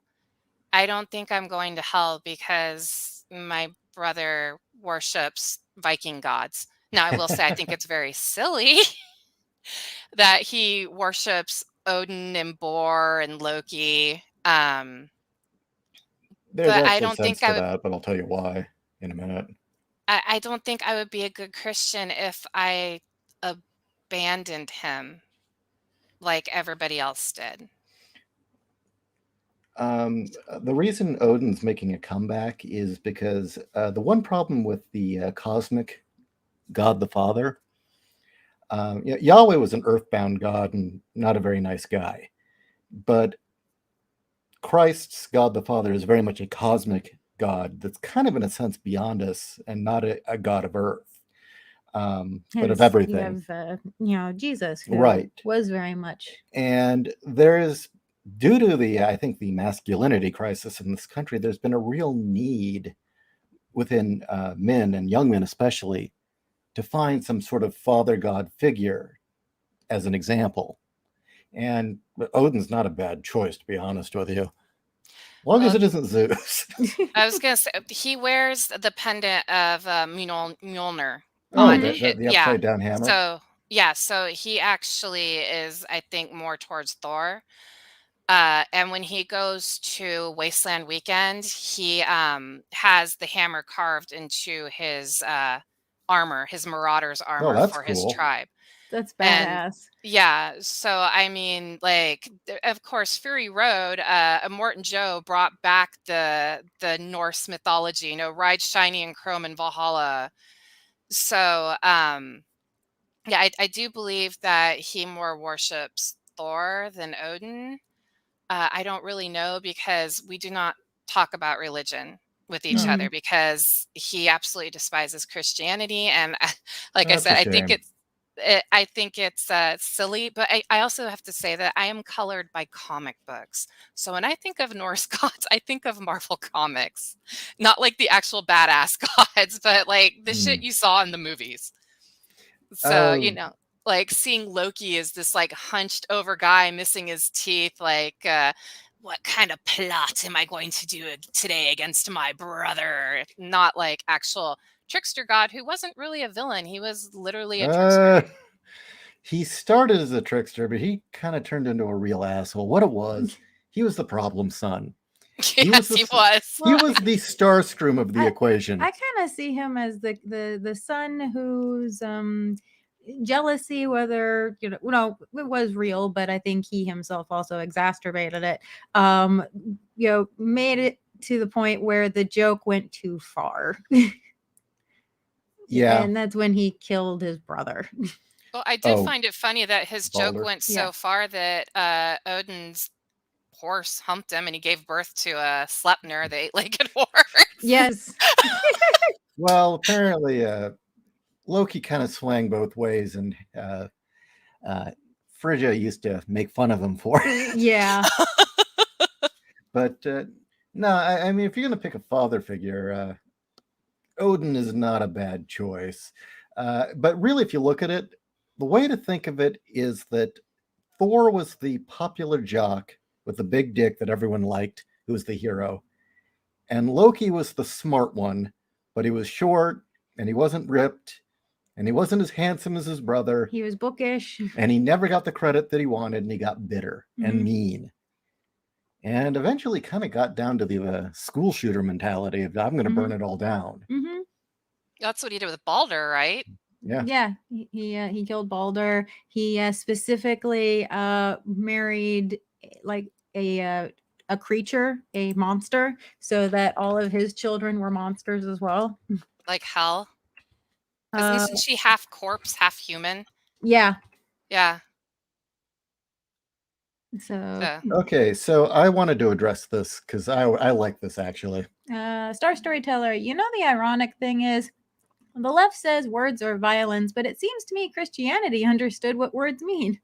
I agree with that thoroughly. And in fact, as a writer, this verse has a very special place in my heart because it suddenly occurred to me that the Bible, or at least John, understood writing. Mm-hmm. And I swear this goes back all the way back to the caveman days when we learned language. Because understand that prior to language and prior to writing, writing was magic because you could remember things. Suddenly, events were forever. Knowledge could be passed. Words, once you gave something a name, it existed. It wasn't that thing in the woods. I keep thinking of the line from Dark Crystal. It's words that stay. Right. And names, true names, and there's a that's why there's always been this idea that words are magical, which the Egyptians definitely embraced. Mm-hmm. But I think every writer should take this to heart just in their craft, and that is, in the beginning was the Word, and the Word was with God, and the Word was God. Mm-hmm. The Word essentially gave being to everything. Before that, we were animals. Before that, the monsters in the woods were monsters, but we gave them names. Mm-hmm. Existence actually came into existence for us the moment we got language. And that's really important from a sociological point of view. So yeah, Christianity is all about words in a way, Mm-hmm. and the power of them.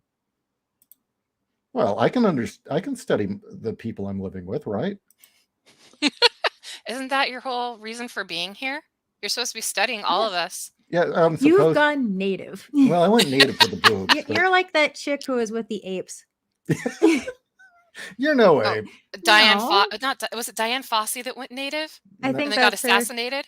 Jane Wait, Goodall. she what? Jane Goodall. Yeah, Diane Fossey got assassinated for protecting the gorillas and getting uppity with whichever warlord was in charge of that area at the time frame, and she was killed. Oh shit! I Yeah. don't know about that. Exler, I'm just gonna lay this down. You don't have to enjoy this, so that's fine. I mean, I'm sorry that it upsets you, seriously. I'm not sure exactly what part upsets you, but I'm sorry it upsets you. But on the other hand, you should be strong enough in your faith you should be strong enough in your faith not to give a fuck what some dumbass atheist thinks, okay? Mhm. Seriously. Just well, let me put it this way. You may not think so, but I actually deeply respect your religion. I think it's one of the best things to have happened to civilization, okay? I just don't believe in miracle. See, I love having these conversations with you guys because you're not shitting on us that are in the audience or me for being Christians. No. You guys are the No. first atheists that I've ever come across that didn't shit on my religion. That's Like, I was like, wow, nice atheists do exist. That's awesome.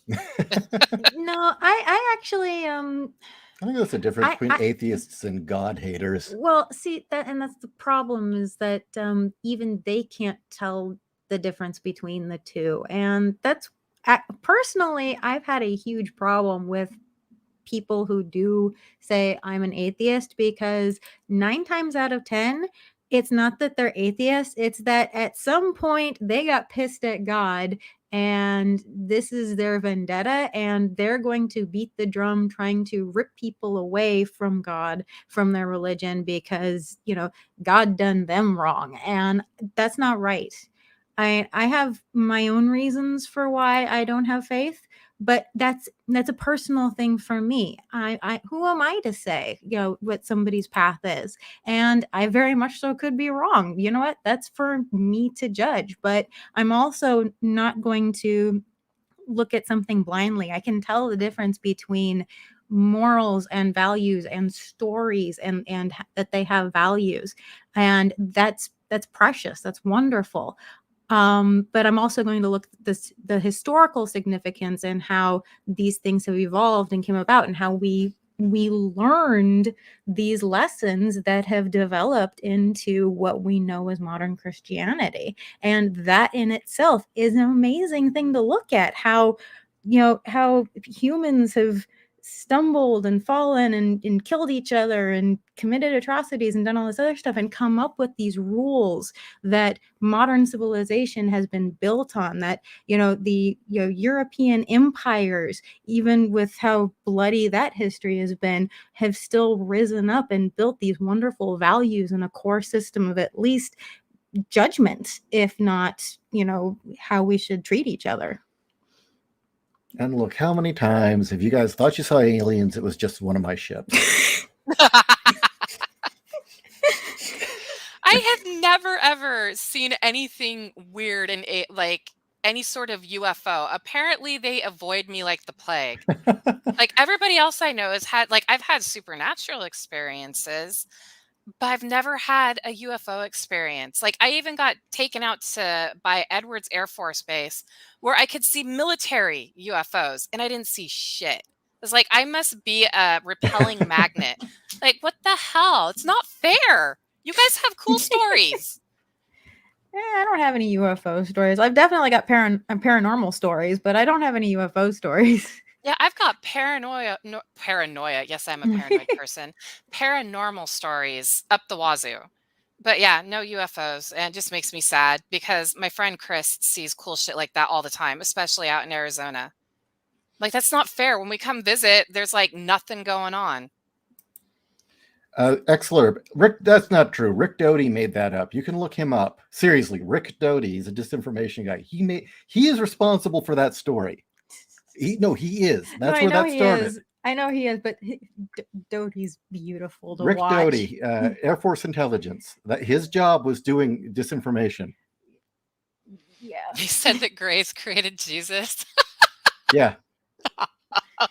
I need to look this guy up. That's going to be great. Victoria is with you, Janelle. She does not have UFO stories either. It's not fair, is it? I want to see you. I don't want to get probed. Hell no. But I mean, I'd still like to see. It'd be cool. I don't know. I think that there's civilizations out there. So I'm sorry, Janelle. I just for a strange reason pictured you sitting on the roof of your house with an old Simon game. Like I'm here. Maybe after I've had a couple of bottles of my homemade mead, I'd clamber up that roof and try. That's it. And then you have a bottle there that says "for you." You know, it's kind of weird that you haven't seen anything, especially at San Diego, because that was where the Nimitz encounter happened. And I remember when all the Navy guys got back talking about that. Mm-hmm. The Nimitz encounter? The Nimitz encounter. Oh, the flying Tic Tac. Yeah. Have you heard about the flying Tic Tac? Yes. Wait, that was here in San Diego? Yeah, that was the Nimitz right off the coast. Shit, I didn't know that was in San Diego. The weird thing about the Nimitz encounter. Okay. Is all these people were calling into the Mikey show when it happened. Like, Mikey, we saw a UFO. We're not supposed to talk about it, but we saw... right? And we're all like, okay, whatever. He says, no, it's like this, it's like a pill. But we had friends who were in the Navy at the time. And yeah, it was like the talk all over San Diego for like a few weeks there. Mm-hmm. And apparently all the people on the Nimitz afterwards were wearing tinfoil hats. Yep. And they loved it. They thought it was great. And then suddenly the video comes out a couple of years ago. I was like, holy shit, there it is. Like, wow, they weren't lying. That's okay. I'm going to have to listen to that. I need to listen to that with Steve. That's going to be great. I know a couple of people who are in the Navy. I need to ask them about that because they've been in it for a while. When did the Nimitz encounter happen? I'll look it up. It was what, 2003, 4? I don't know. What? Okay. Then I thought it was closer to 8, but in the aughts. It was definitely in the aughts. Were we working on World War Kaiju or Titanium Rain? 2004. Okay. Oh, it was Utopians. Oh, shit. Okay. That's right, because we knew people were in the Navy, so that was, we were hanging out with those people. Okay. It's bad. I have to gauge time by who I'm friends with. We weren't even really published then. You were still trying to get our foot in the door at that point. We were making the comics and not knowing where they'd go. Mm-hmm. That's a trip. Yeah. Okay, I'm looking that up. The USS Nimitz encounter 2004. Mm-hmm. I can't believe I didn't know about that. I feel so dumb. I live under a fucking rock all the time. Like, people know so much more about things than I do. I'm always late to the party. I love it, though, because then everything's fresh and new for me. Don't feel bad. I kind of feel that way, too. I mean, like I've had to insulate myself for mental reasons, and I'm just now coming out going, wow, look at all the stuff I missed. Like, it's bad that I I'm watching channels that I call trash internet now. The particular channel is Spill, and basically what they do is they take internet trends and then they research them, and they research like how far it goes, who's affected, other things like that, or they just flat out do gossip that's gone viral on the internet, and it's total trash. But at the same time, it's just amazing that it's like, how the fuck is this shit out there, and why are these people functioning? Well, I did not know about Coast to Coast till I started dating Steve, and he would put it on when we'd be coming home from a party at like 2 o'clock in the morning. I'm like, what the hell is this? He's like, you've never heard of Art Bell? And I got the lecture, and then every time we came home from a party, I'm like, turn on Coast to Coast. I got to hear this. No, well, don't feel bad. When Ishi and I were dating, I'd come over and just hang out at his house, and like around 11 o'clock, he'd turn on the radio. I'm like, what are you putting on at this hour? He goes, it's Art Bell. I'm like, what? Like, what is this? And just actually, I believe it wasn't Art Bell. I think it was George Norrie, actually. But He wasn't as good. no, he wasn't as good. But still, we'd listen to it live, and it's just, what the hell is this shit? So, oh God, I just had I had a question I was going to ask you. It just went out the window.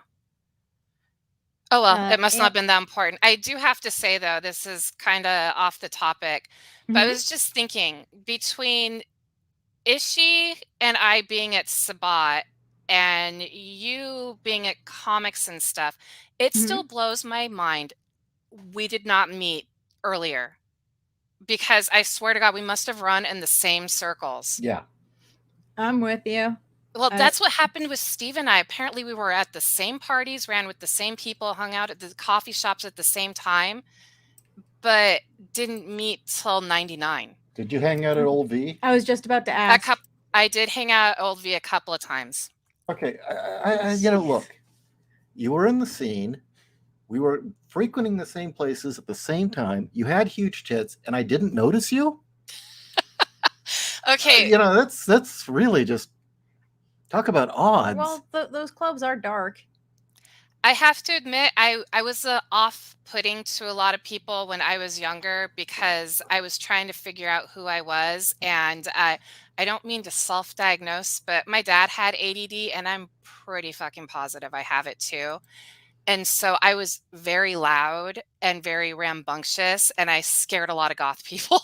And I was the one person that would come into the club dressed in colors and everybody else is in black. And like, my whole thing when I was younger is I did drag makeup because I love color. And so I kind of looked like a drag queen with huge tits, but you could tell that I was a female, that I wasn't a dude. Look. Well, yeah, I'm surprised we never met, guys. I swear that we had to have been, and I swear I must have walked by your tables at Comic-Con and just nothing registered. Look, did a cute ginger-looking kid with big tits or anything? Do you like cyberpunk? Well, No. was I in front of the booth or was I behind the booth? Well, remember the first couple of years you kept. Yeah, you were definitely the. I was in the. You were making aisles. sure people were going to look. Yeah. Do you remember Bloodfire Studios? Sort of. Kindergoth. Yeah, Kindergoth. Okay, that sounds familiar. That Kindergoth was what everybody was buying while they were waiting in the 2-hour line to go like suck Jonan Vasquez's dick. Oh, I never went by his booth because there were so many pretentious fucking people like kissing his ass. So I avoided his booth. I only went to his panels. Oh, okay. Okay, Yeah. I need to answer a question real quickly. I got an email from Marv. It says he's blocked in the chat logs. What? Did one of you guys block him? I'm serious. No. Seriously, did somebody block him? I've been This very, is marvelous, very, right? Yeah, I've been very giving when it comes to the wrench. Did somebody abuse that? Seriously, how do I undo that? Is there settings? Let's see. We'll need to figure this out. Yeah, this. Or would it be settings in YouTube? Yeah. Okay, we'll get this sorted out. Okay, Marv, Speaking I of, don't know how to undo it right now, but I was gonna say, speaking of Marv, I still want to do a show with them where we talk about how they grew up and how I grew up in our like weirdo churches. Still want to. That would be a good show. That would be a very good show. I mean, like, quite frankly, though I went to a Lutheran school, I would kind of consider it very, white bread and milk, honestly, as far as blandness goes. I mean, I've got stories about the people who were there, but as far as when we'd go to chapel every week, it was very mild from other stories that people have told. Also, if anybody knows where Fiona is, please tell her to come back. I wanted to rant with her about what they did to Jonathan Kent and Superman. Oh yeah. She's been working really, really late, unfortunately. Yeah, I've been missing her too, but her work has her working super late at night. So. Oh, wait, she's in the chat. I see her. Oh, is she in Fiona, the I chat? miss you. I miss you. Please Oh, come back. we Fiona, all miss you, Yeah, we actually. miss you so much. don't be quiet. Okay, I'm going through here, and yeah, I can't find Marv anywhere. Is this something that I might have to do it after the fact. Okay. Okay, I'm going to try and find out what the hell happened. And if I find out one of you guys blocked Marv, we're going to have words. Anyway. I hope that it was done on accident and was not out of malice. Yeah, I hope so too. Nobody in chat strikes me as anybody who would do something malicious like that. Like, honestly, the No. reason I never ask for a wrench is because I'm that dumb idiot that would accidentally block someone and not be able to figure out how to unblock them. Yeah, I would probably do that too. Yeah, like I really am that clumsy. I'd feel so bad. I'm just picturing like, one of those stupid bots comes up. It's like, oh, block. And then the chat jumps just as you're going to block them. And Yeah. you wind up blocking the wrong person. I hope that that's what the situation is. But anyway. So, let's see. Oh, so your sister saw an alien ship, huh? Now, there were a bunch of comments that I want. Oh, by the way, I put in the chat the best Art Bell clip ever. And it's not the one with Brian Glass, who is actually a friend of ours. Yeah. The mysterious Area 51 caller. Brian's another writer. We need to get on the air. We need to get on the air, and everybody should at least go check out. Brian's amazing, and he's wonderful to hang out with. And if you see him at conventions, he is incredibly approachable. Good guy. Very, very good guy. But Fiona, to answer your question, no, we can't see his post on our side either. So I hope it isn't a YouTube thing. No, it looks like somebody said it was Star Storyteller, and Star Storyteller saying, "How did I do that?" Looks like it might have been accidental block after all. Okay. Well, I don't know how to undo it. Jesus. Well, I bet it's something we have to do with YouTube. Okay. Well. So we'll get it worked out. We'll get this worked out. Yeah, it sounds like it was a total accident because, like I said, I don't think anybody would block Marv. No. Marv is crazy polite, maybe too polite. Marv could use to throw a fuck you in there every once in a while. He's too well behaved. Cut loose, let go. Marv is a he, right? No. Marv is trans, I think. I want to respect him, her. God, this shit's confusing. We love Marv. Yeah, we love Marv. Yes, I have to admit, I do not know what proper pronouns to use with Marv, and I feel really bad, so I just use they, and I feel bad for doing that. I've been conditioned. We're finally getting to that point in our lives where there's so many years behind us and certain things are ingrained, and we're gonna be like our grandparents. We're the older generation when there was only two genders and the world made sense.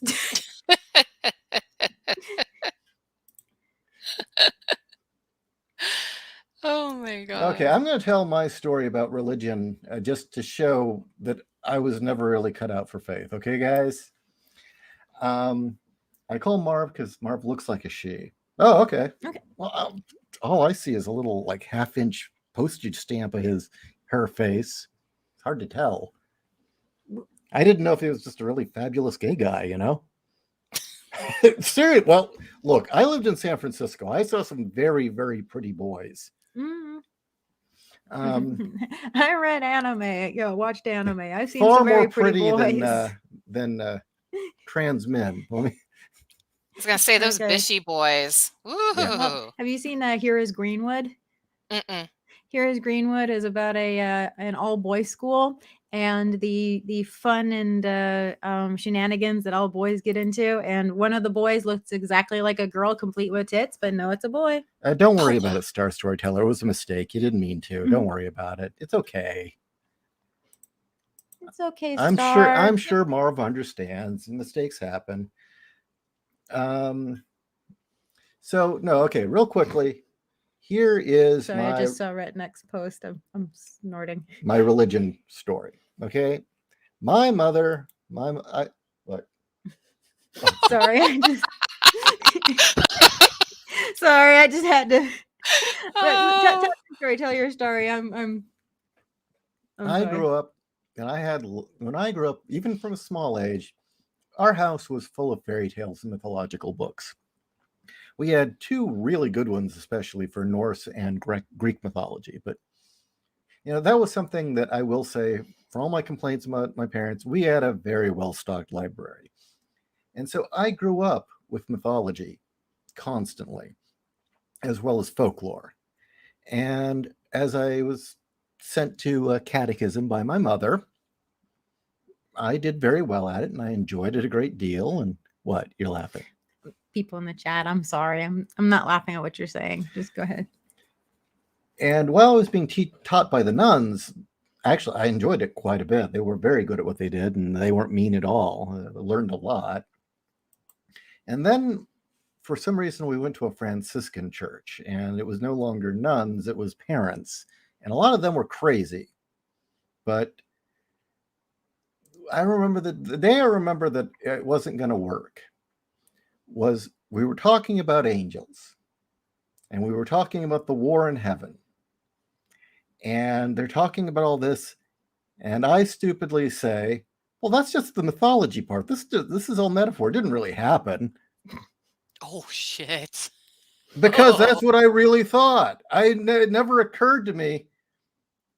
At this point, at that age, I was still in with Jesus and all that and God. Sure, those were concepts I could accept, but the rest of it, these were myths. These were just to explain things we didn't understand, right? Man, that did not go over well. That did not go over well, and it was downhill from there. Oh wow. Yeah. So yeah, I found that the nuns are much better at teaching. I'm not a Catholic. This is from what people have told me. Yeah. They're pretty chill, but if you get like the parents involved, woof. Well, the nuns were like scholars. They really knew what they were talking about. But yeah, the parents, well, it was the Franciscan church. It was a Mexican Franciscan church too, which had its own issues. But I mean, there was one lady there that would say, you need to shut up. You're sinning. And if you sin, God used to make the devil's face appear when you'd sin, and it was so scary you'd die. But he thought that was mean, so he doesn't do it anymore. Oh no! He's like, I don't believe this. Oh my gosh. That's like telling kids that your hand will grow out of your grave if you hit your mother. That's what my grandmother told my dad. Yeah. Wow. Also, there was another parent once that brought in the Omen movies and said that was real. Ooh. Okay. Way to terrify children.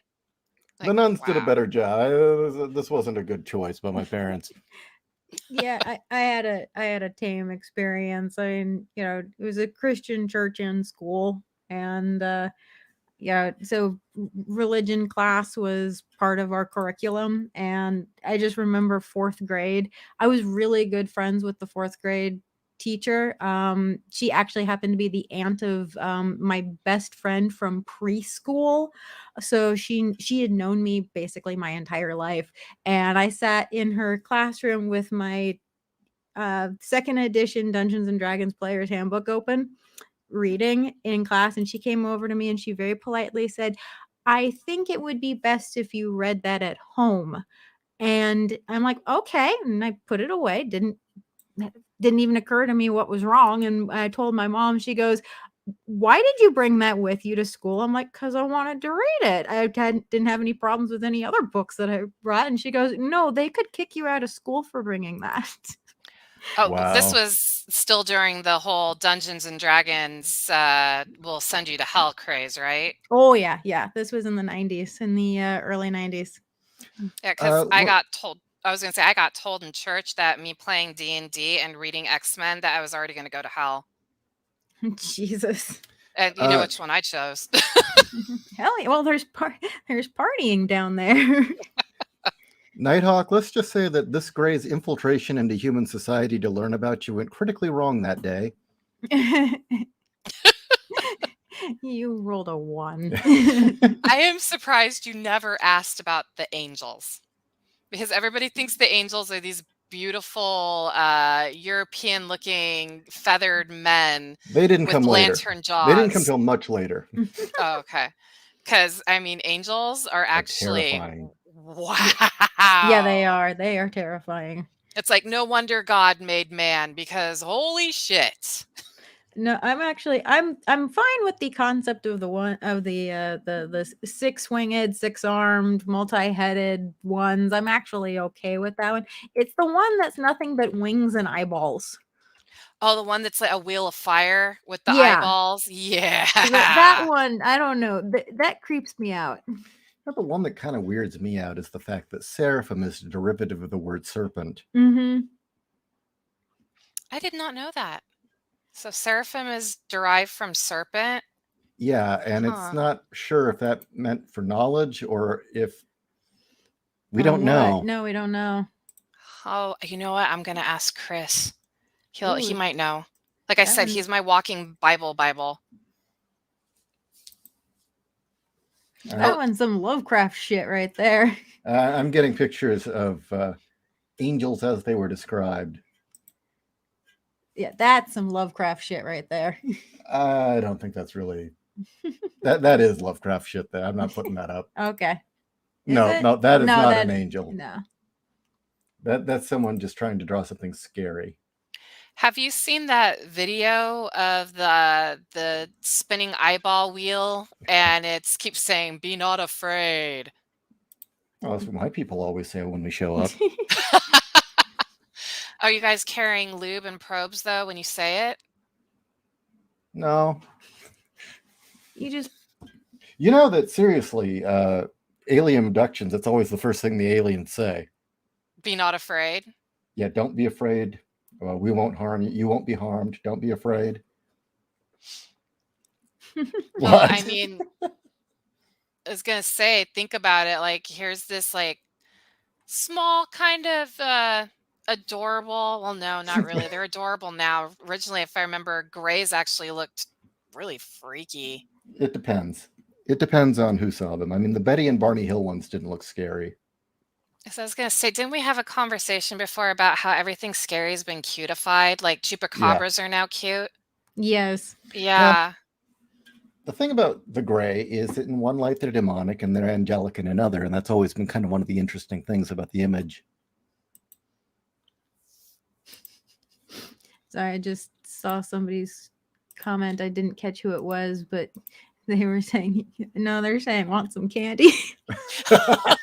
Oh, Wolf said that. Want some Oh, candy? Fuck you. Get into the windowless saucer. yeah. There you go. Yeah. Yeah, that's pretty intense. I mean, Yeah, that thing Like, creeps me out. that's some DMT shit there. I was Mhm. gonna say, imagine seeing that shit on mushrooms. Oh ho ho. I don't know what I would. Oh wow. That That's Lovecraftian there. Mm-hmm. I mean, the thing is, this rendering, it's actually a very beautiful image, but creepy at the same time. Mm-hmm. Okay, and let's see, we've got, is this Ezekiel's wheel here? Okay, when Kat said multiple heads, she meant the multiple faces. Mm-hmm. Yeah. Oh yeah, let's see if we can get the one with the multiple faces. That's the other one is it's into interpretation. Some of them it's multiple faces, sometimes it's called multiple wings? heads. So yeah, I believe it's 6 wings. It might be 8 wings. I don't know. You know, the interesting thing is just how much when you actually get into alien lore, how much the overlap is with the Fae. And I've been reading a lot up on Celtic stuff. Oh, this is good. Yeah, that's a good reference there. Yeah, this actually has the later angels, the late Christianity angels. Actually, there's an artist I follow on Instagram. Oh, the one with the Angelarium? Yeah, he put out 2 art books called the Angelariums, and thing is he actually like researched them, and so he knows the lore, but he does these beautiful interpretations of angels, and they are truly beautiful and terrifying. You've got some body horror going on in there that like your brain is looking at it. It's like, I don't know whether to vomit or to think, oh, that's gorgeous. Okay. I'm looking at some of these, and I'd like, actually, I wouldn't mind that on my wall. Yeah, some of this imagery is gorgeous. I wonder if angels, I'm just throwing this out there. This is going to sound stupid, but I wonder if angels were so crazy to look at, the human brain had to adjust, and that's where some of the images came from. Like, I don't know if it's so overwhelming. Well, I know some descriptors of them are, it's this, blinding light. And I kind of got the impression that for some descriptions, it's, it's what the brain could remember of what it saw. Okay, I'm going to load in a few more images here, and I'm sure the chat has plenty to offer. No, you're getting it wrong. This is why. Actually, I like the fact that we've got a smart chat. We do have a smart chat. I always learn stuff from the chat. We have an incredibly awesome... Now, that's creepy. I want that on my wall. What I love about this imagery is it also, just going back to Greek influence. So whether this is influenced by the Greeks or the Greek or Aegis? the otherwise, yeah, I think it's Argus. Argus, not Aegeus. Yeah. Yeah, Argus, the Hera's manservant who had the 1,000 eyes, and when he died, she took his eyes and put them on the peacock. In some versions, Cain is the serpent's son.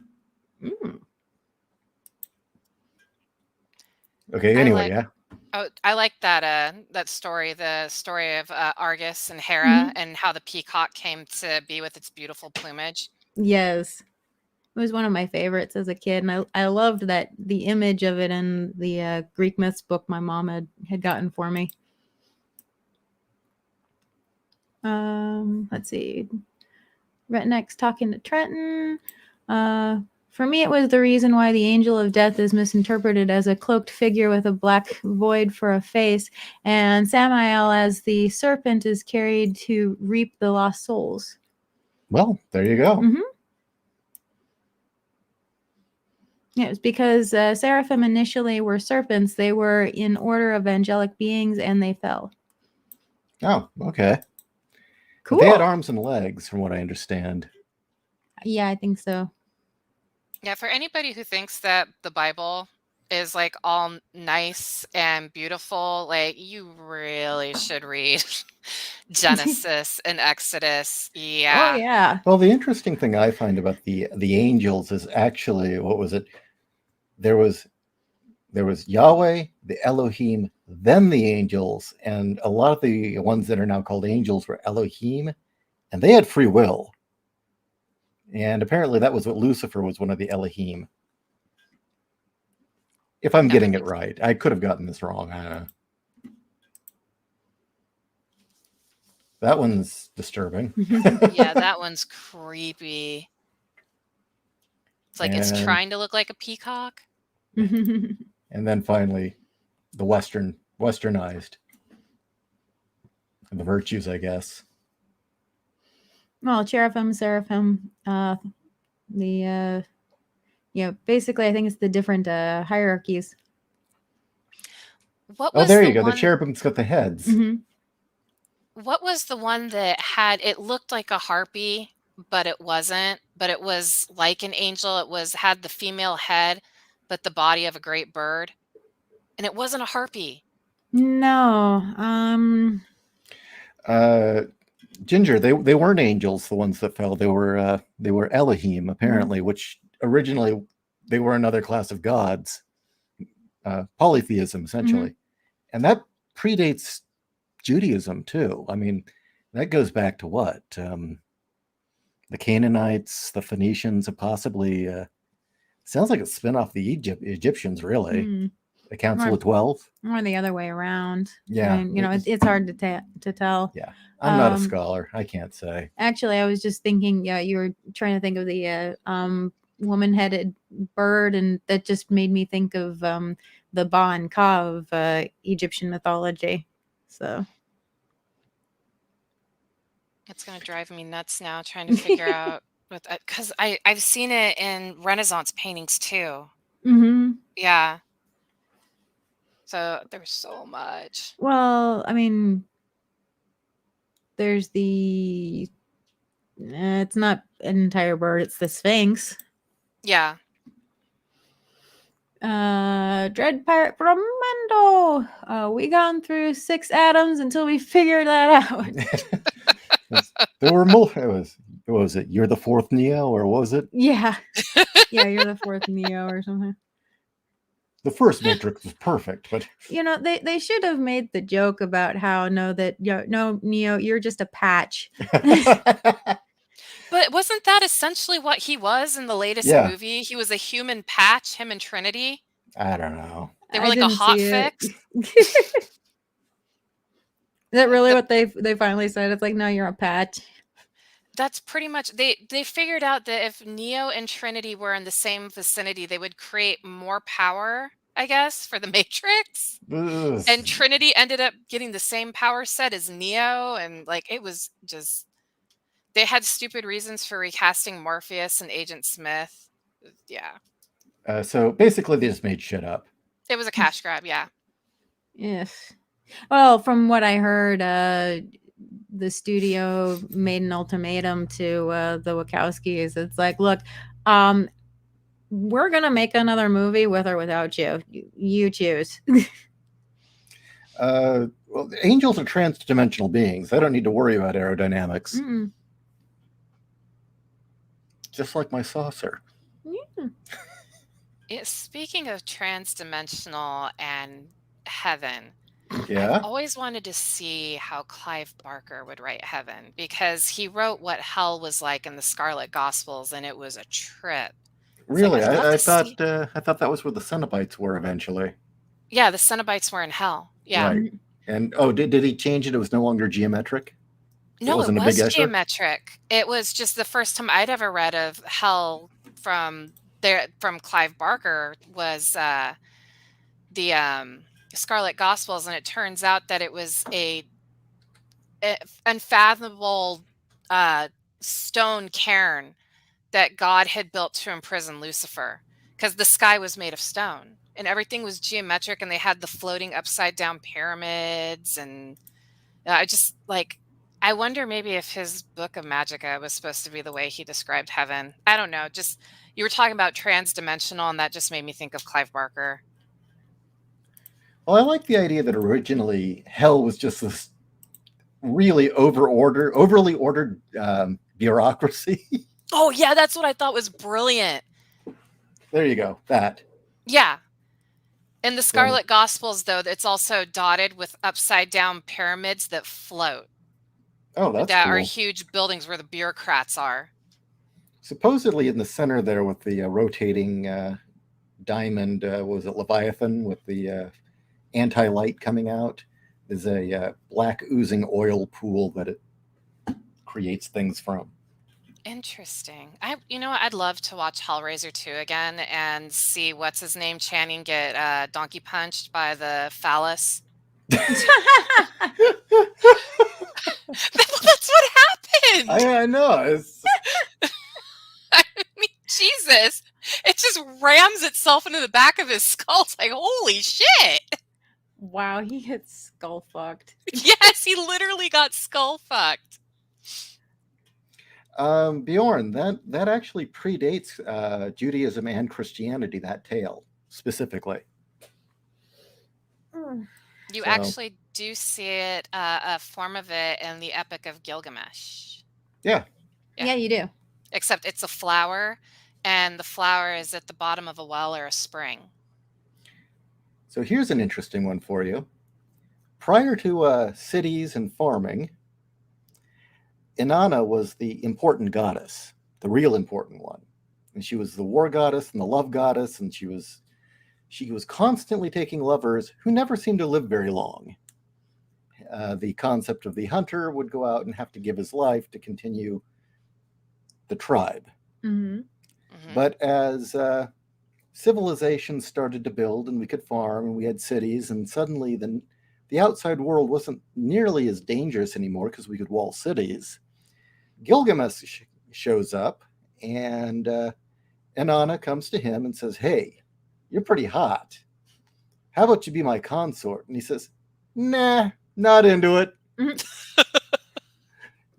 And believe it or not, that was we don't have to kneel to you anymore. Mm-hmm. We don't have to appease nature quite as much. That was actually when that occurred. Mm-hmm.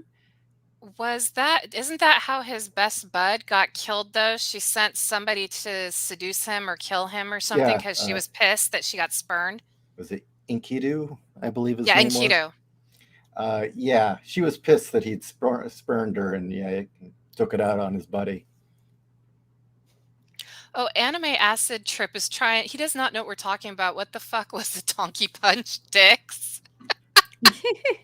Hellraiser 2, when Dr. Channing is being converted into a Cenobite, they attach a phallic thing to the back of his head that allows him to float around, and it looks like he's being donkey punched into the skull. It was his direct link to Leviathan. Mm-hmm. Yep. Looks Okay. like From Beyond. Now, this angle doesn't quite show it very well. But give me a second. Well, here. it doesn't show the ramming.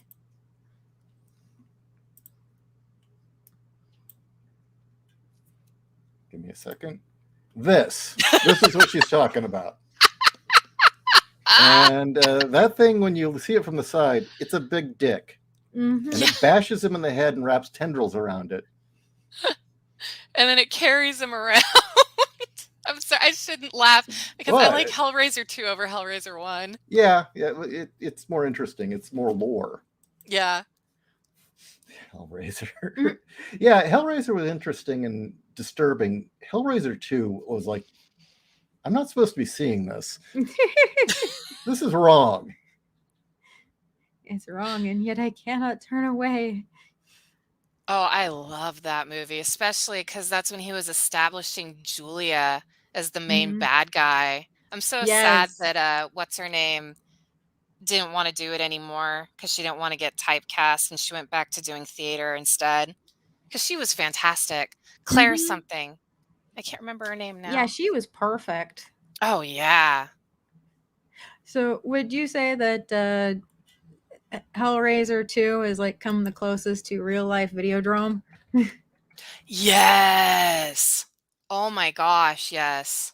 You know, you can't turn away and it changes your perspective on everything. Oh my, when he starts whipping the flesh TV with Debbie Harry on it. Yeah. That is such a good film.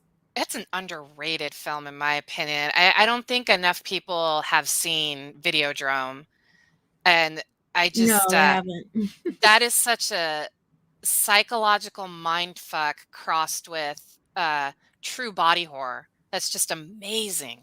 But yeah, him whipping the TV, the flesh TV with Debbie Harry going, oh.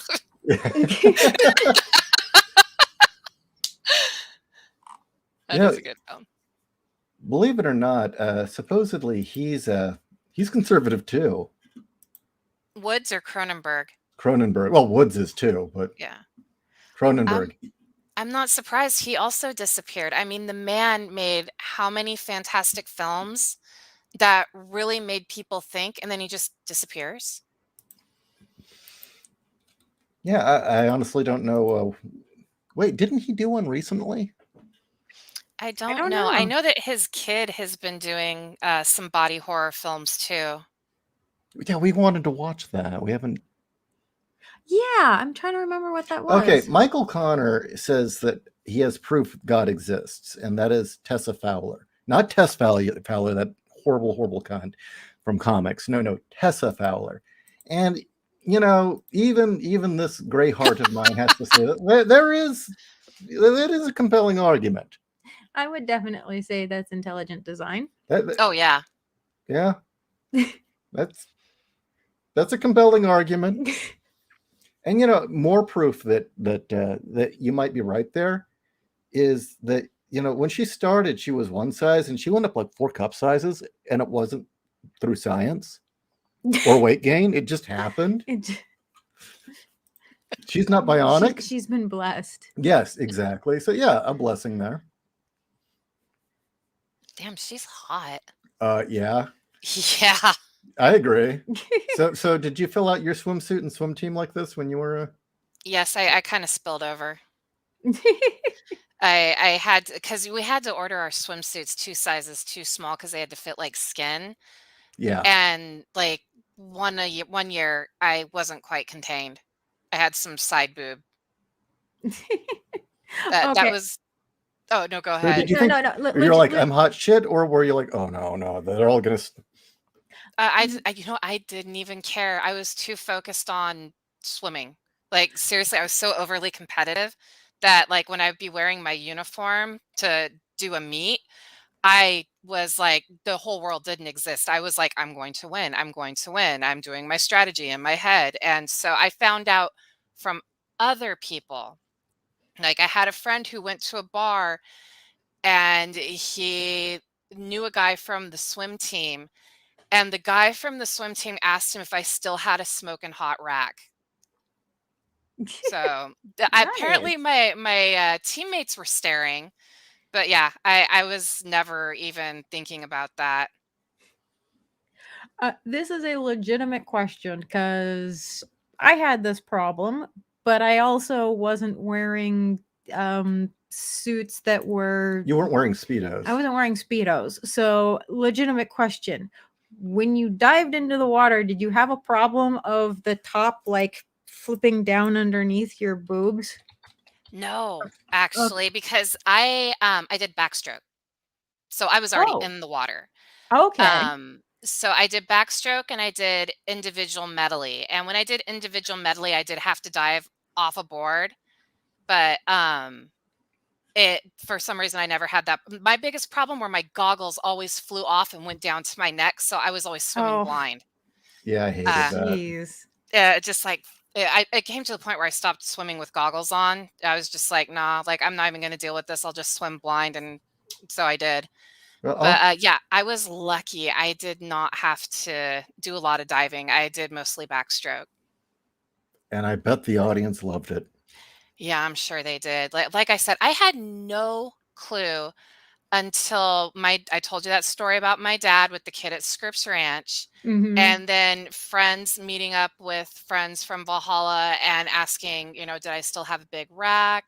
Was I available? Like she was, she had big tits in high school. Is she still hot now? I had no clue. So apparently I just, I didn't notice. Or maybe I was very unapproachable because I also had this like very angry, menacing air about myself when I was competing. It was like, don't fuck with me. Just let me concentrate. Because not only would I be concentrating, but when you get like butterflies in your stomach, I was always trying not to puke before a game because I was just so like,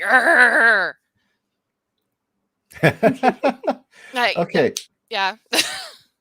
I'm just going to have to say now, look, we've heard so much about this Speedo. You said you found pictures. When are you Yes. going to share? I think the audience deserves I at would least have to, one. okay, I'd have to send them to you so you can share them one night. Are they Totally. scanned or? I think I have some scanned, yeah. Uh, like I said, I wasn't skinny. I had a little pudge to me, but I still had tits, so That's okay. Frazetta's women have a little bit of a pudge there, yeah. yeah. Well, you know what? The reason I had pudge is because I would eat the athlete's diet, which was a lot of pastas, but my body doesn't metabolize grains very well, so I Mm. had a Mm. paunch. And you can still tell that I've got muscles in my shoulders, but like I do have the little belly.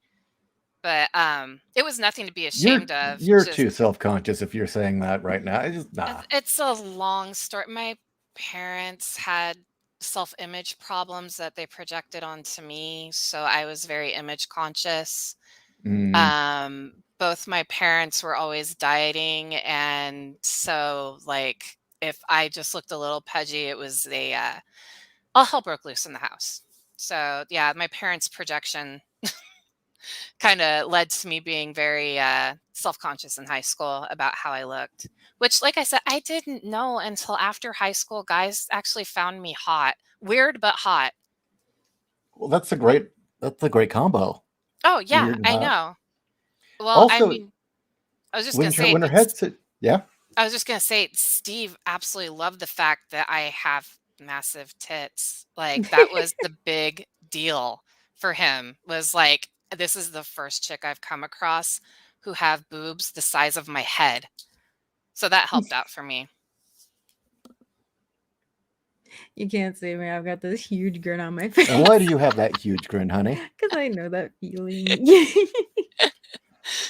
You like the power of boobs. Yes, only in my case, mine are as big as your eyeballs because you're gray.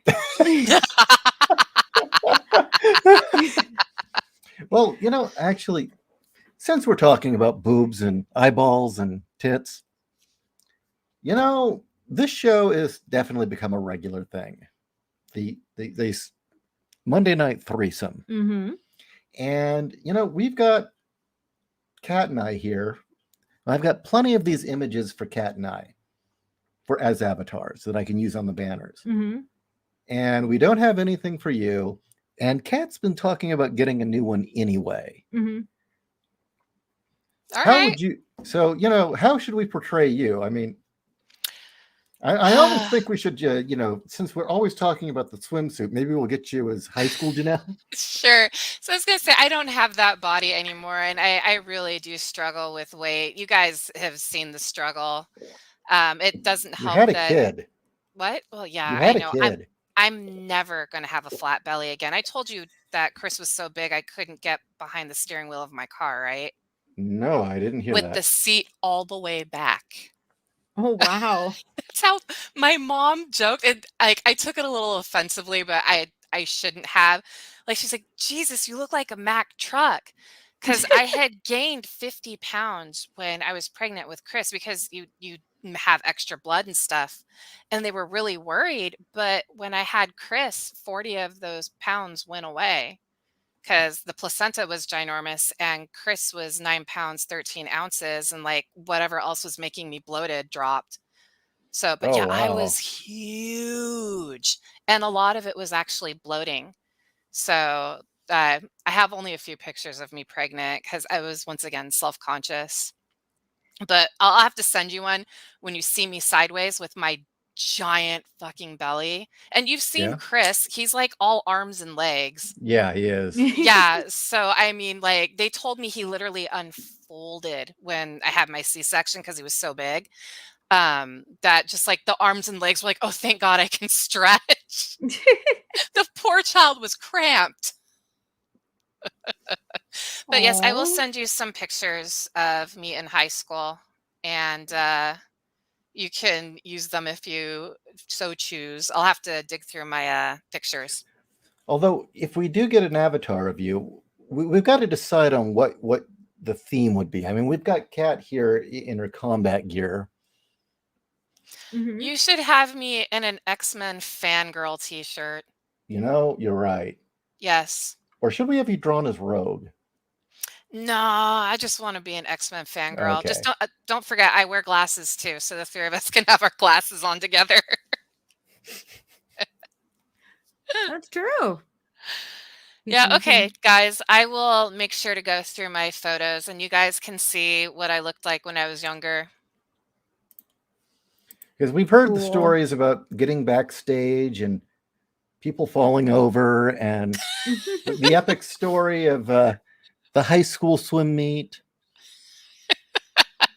I still love that story. I think that was a story you really liked, Kat, because you went to Scripps Ranch. That's that actor, that artist. Sorry. Yeah, and the fact that I'm changing for dance class, and I'm hearing the girls talking about, hey, the coach's daughter. It's See, like, that's oh my another God, reason. that's you. That's another reason I'm so artist. surprised I never met you earlier, because I was at Scripps Ranch coaching. And so I was on campus all the time, either hanging out with my dad or like getting ready to go coach, like go to Tierra Santa to do the girls' swim team. Like I was always on campus. So You probably weren't in the areas that I was in. And again, I didn't have normal PE. I had dance class. And then I hung out mostly in the library. So, just hiding from people. So okay, yeah, that is true. Like I'm a couple of years older, so I was actually staff. I might have been like, oh my God, she's staff. She's gonna bust me. That's what the girls used to think, and they were like, "You're actually really cool." I was like, "Yeah, no shit. I'm not gonna bust you for stupid shit." Well, also, Kat was like, at that point, hidden under a mop of hair and a trench coat. I was, but no. I will admit, I was trying at that point. Okay. That was. I mean, even though I had moved in Orange County, I was trying. I was trying different hairstyles. I was trying different clothing looks, other things like that. I got dragged from Orange County to San Diego. And even though I was deep in depression, I'm like, I'm still going to try. My soul hadn't entirely been crushed yet. That didn't happen for another month. And at that point, then it's like, fuck it, I don't give a shit anymore. I'm giving up on life. I'm just gonna go hide in the library forever. There's a picture that Ishi showed of you. I think it was in your prom dress, and I just want to say, not only were you very beautiful in that picture, you should wear royal blue more often. You were beautiful in that picture, Kat. Oh, thank you. I feel like an ugly duckling in that picture. I feel hideous in that picture. Not at all. Like you were very pretty in that picture. It's like I need to tell Kat she should wear more blue.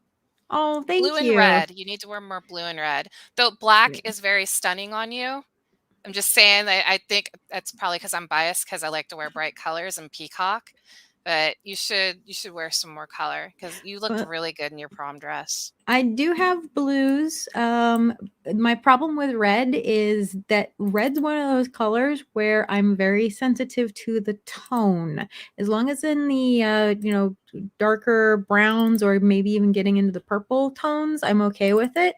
But if it's like really bright red, oh hell no, because that immediately screams horror red to me, and I want nothing to do with it. So there was a red shirt you wore several months ago when we were doing the show that I really liked and told you that not only did it make your tits pop, but you looked really good in it. Oh, thank you. I don't remember. That shirt had something on it. I really liked it. I just like when you show off your boobs, Kat. Thank you. Me and my boob obsession. There's nothing wrong with it. Nothing wrong with that. At one point, I would have probably not talked at all like this, but people have gotten so anti-woman, and I mean anti-female, and anti-curves, and women looking like women, and anti-boob. Fuck it. We need to push back. Tits are great. Yes, they are. They are wonderful.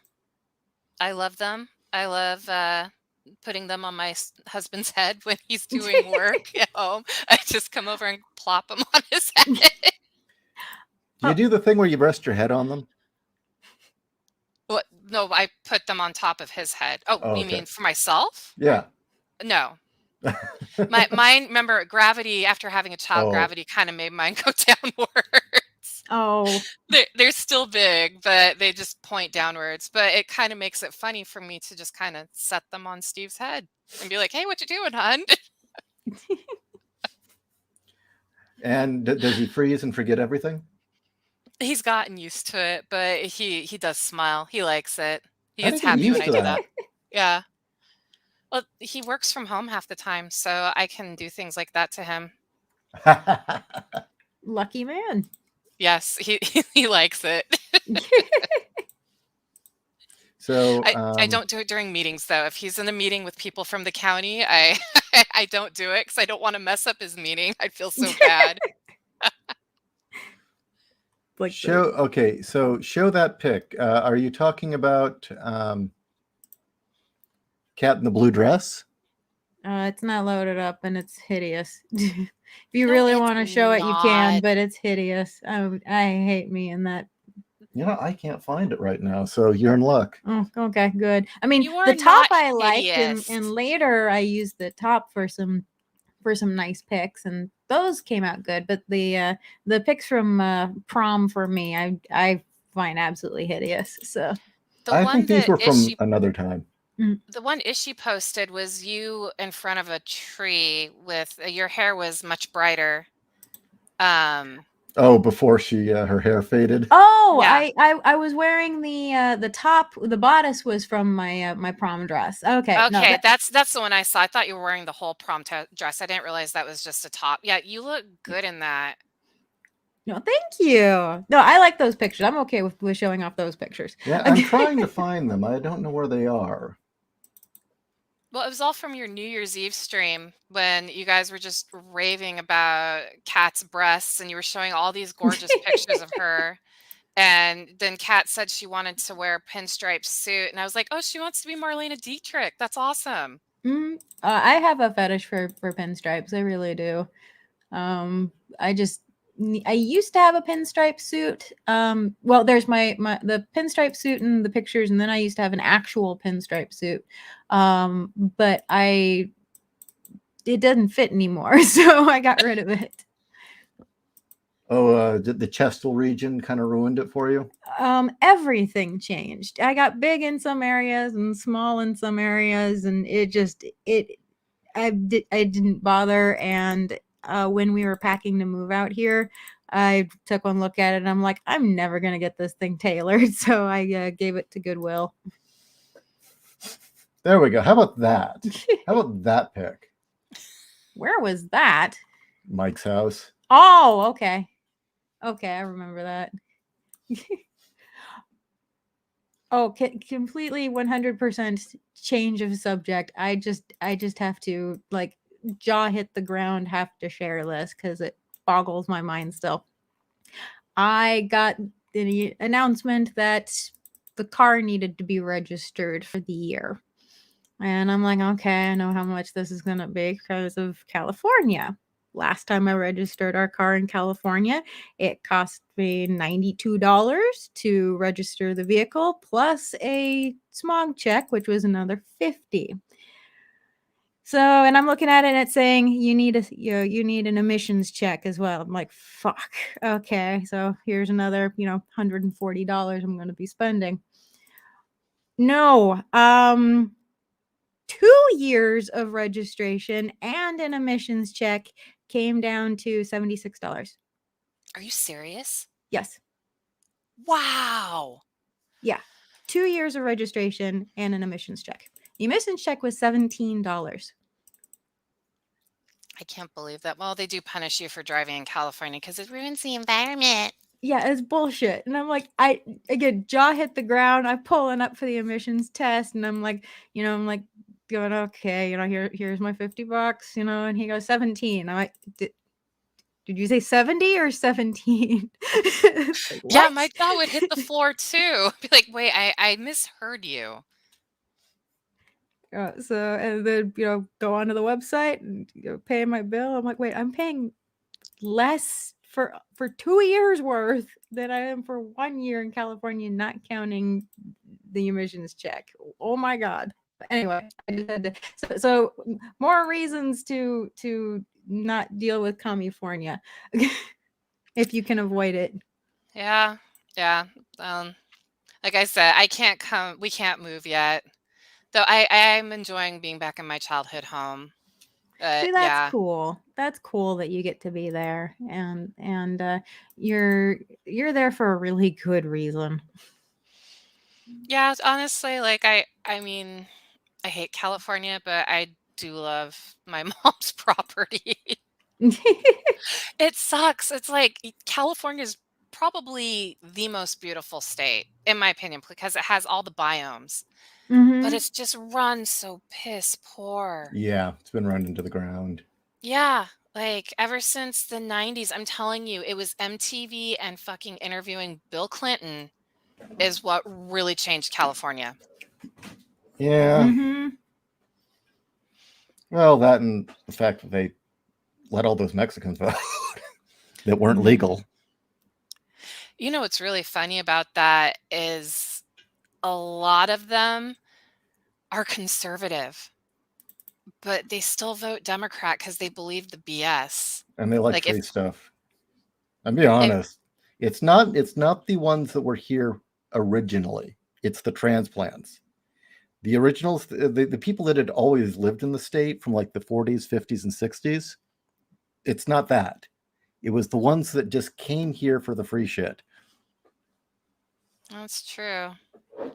That's one thing I don't like is everybody knows they can come to California and get free shit. And that's another reason we have a problem. That is a conversation for another night because we already had a serious conversation Yeah. earlier. Yeah. I don't One want to. serious conversation a night. Well, I can't find the pictures right now. They might be on. Did we pull them off your hard drive No. Oh wait, when originally or for that night? for that night? No, we didn't. Because we were going through your pictures. No, we didn't. Oh, we had the We did pull them off your we drive. did. Okay, So I so don't have them. okay, we'll get them. We'll get them. Not right now though. We've actually been on for 2 hours. Holy shit. Well, that means it's what, 10:30 for you guys? Yeah. Oh, goodness. Oh, I should let you go. No, this was fun. This Yeah. was good. Yeah, this was We great. got to talk about Nixon, occultism, Bohemian Grove, boobs, Christ, UFOs, Dude, religion, mythology. we didn't get into my perverse cartoon that I found though. Oh no, Peep-hoodoo. we didn't. We We talked can about do it solar next time. storms and the grid. Those solar storms are freaky. They don't freak me out as bad as maybe they would have like 50 years ago, Yeah. but just the phenomenon itself, it's like, wow. The cat telling the story about the power grid getting filled because of the solar flares during the fires, that was really interesting. Mm-hmm. Okay. What are you looking for? I'm going through the last of the comments. But yes, first things first, next time you're talking about your weird, freaky comic. The cartoon, yeah. Or you guys, if everybody wants a homework assignment and don't eat anything before you watch the show, look up Peep Hoodoo. Let's put it Yeah. to you this way. Like I said, I made it through episode 3 and I could barely make it through episode 3. Steve lasted halfway through episode 1 before he noped out. He's like, I can't. Making sure this is the CG'd one, right?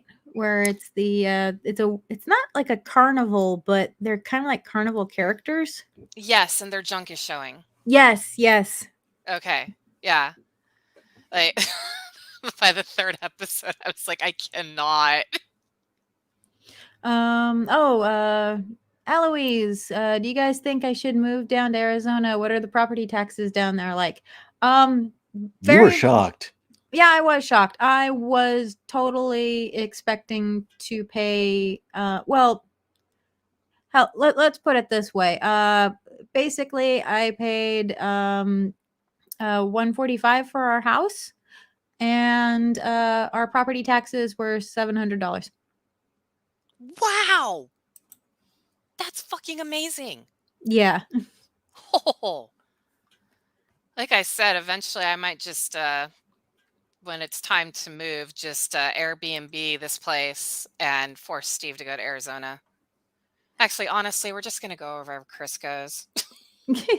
Yeah. That's the honest to God truth. Like, wherever Chris goes, we're just going to up and follow. So it's really just down to what he wants. Well, he does not want to stay in California. That is for sure. Just because he's seen and heard. Maybe things will change. I forget where he said he wanted to go.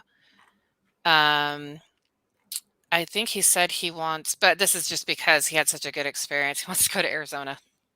Well, hey, we'd love to have him here. Yeah. I Yeah. can't find the picture, guys, so you can. Here you go. There's an earlier. Ooh, that is spicy. Look at Thank Sassy you. Cat. That was at the Sacramento. Yeah, Sacramento Anime Con. Mm-hmm. And we'll dig out that picture of you in the dress. Yes. Or at least on the top. It's not the dress. Oh, you know what? I have yet to see a single tarantula while I've been here. Yeah. I've seen a couple scorpions, though. You've seen scorpions? Yeah. Remember we were on that walk and they were on the curb? Oh, you're right. Yeah. Yeah. I was just going to say, my dad used to put dead scorpions and dead tarantulas in my uncle's bed when they were growing up in Phoenix. Oh, God. It was well deserved. No, we mostly get vultures around here. I did see a roadrunner once. That was interesting. It's mostly quail. Mostly quail. Yes, we have Quail, neighborhood bats, quail. bats, and crows. Mm-hmm. And lots Really? of pigeons. Yeah. Lots of pigeons. And I wonder, starlings. there used to be a large quail population in California, but it disappeared. I wonder if they just all migrated. Fires. Fires, you're The right. fires killed them. Mm-hmm. That sucks. The fires killed a lot. Yeah. Well, But how many miles did they cover? 100 lot. and some. And they were like nearly yearly. Well, I mean, the one in 2003 burned down a quarter of the county. Mm-hmm. And yeah, that was one hell of a disaster.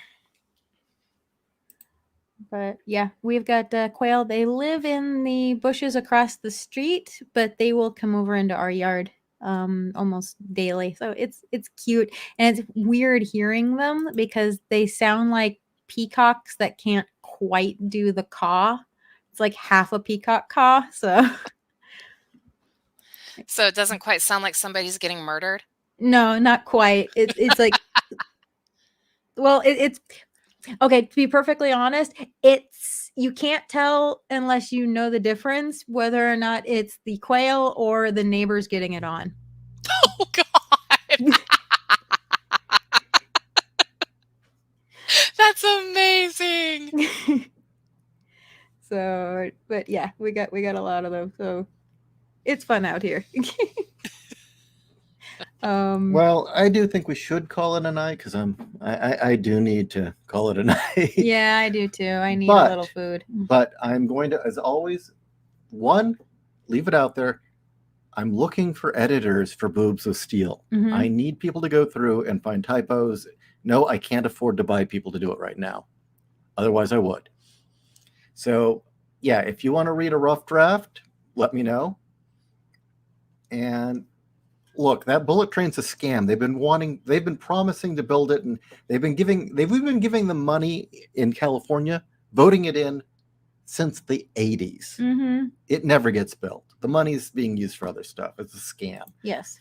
The money went to Dianne Feinstein and her husband because they hired his construction company. Yep. Oh, there you go. She's a con, and she sold out to China. Mm-hmm. Yep. But yeah, I need to tap out. Well, I'm not writing that, but you might like Kami Slayer. But second, in honor of World War III, go buy Titanium Rain. It's only $7. Tweldy says that he's interested. Okay, email me. Here, hold on.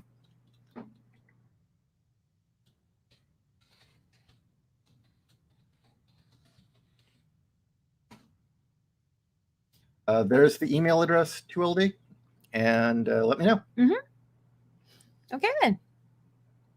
My head hurts. Okay, yeah, it's time to eat. Good night, everybody. Thank you. Night.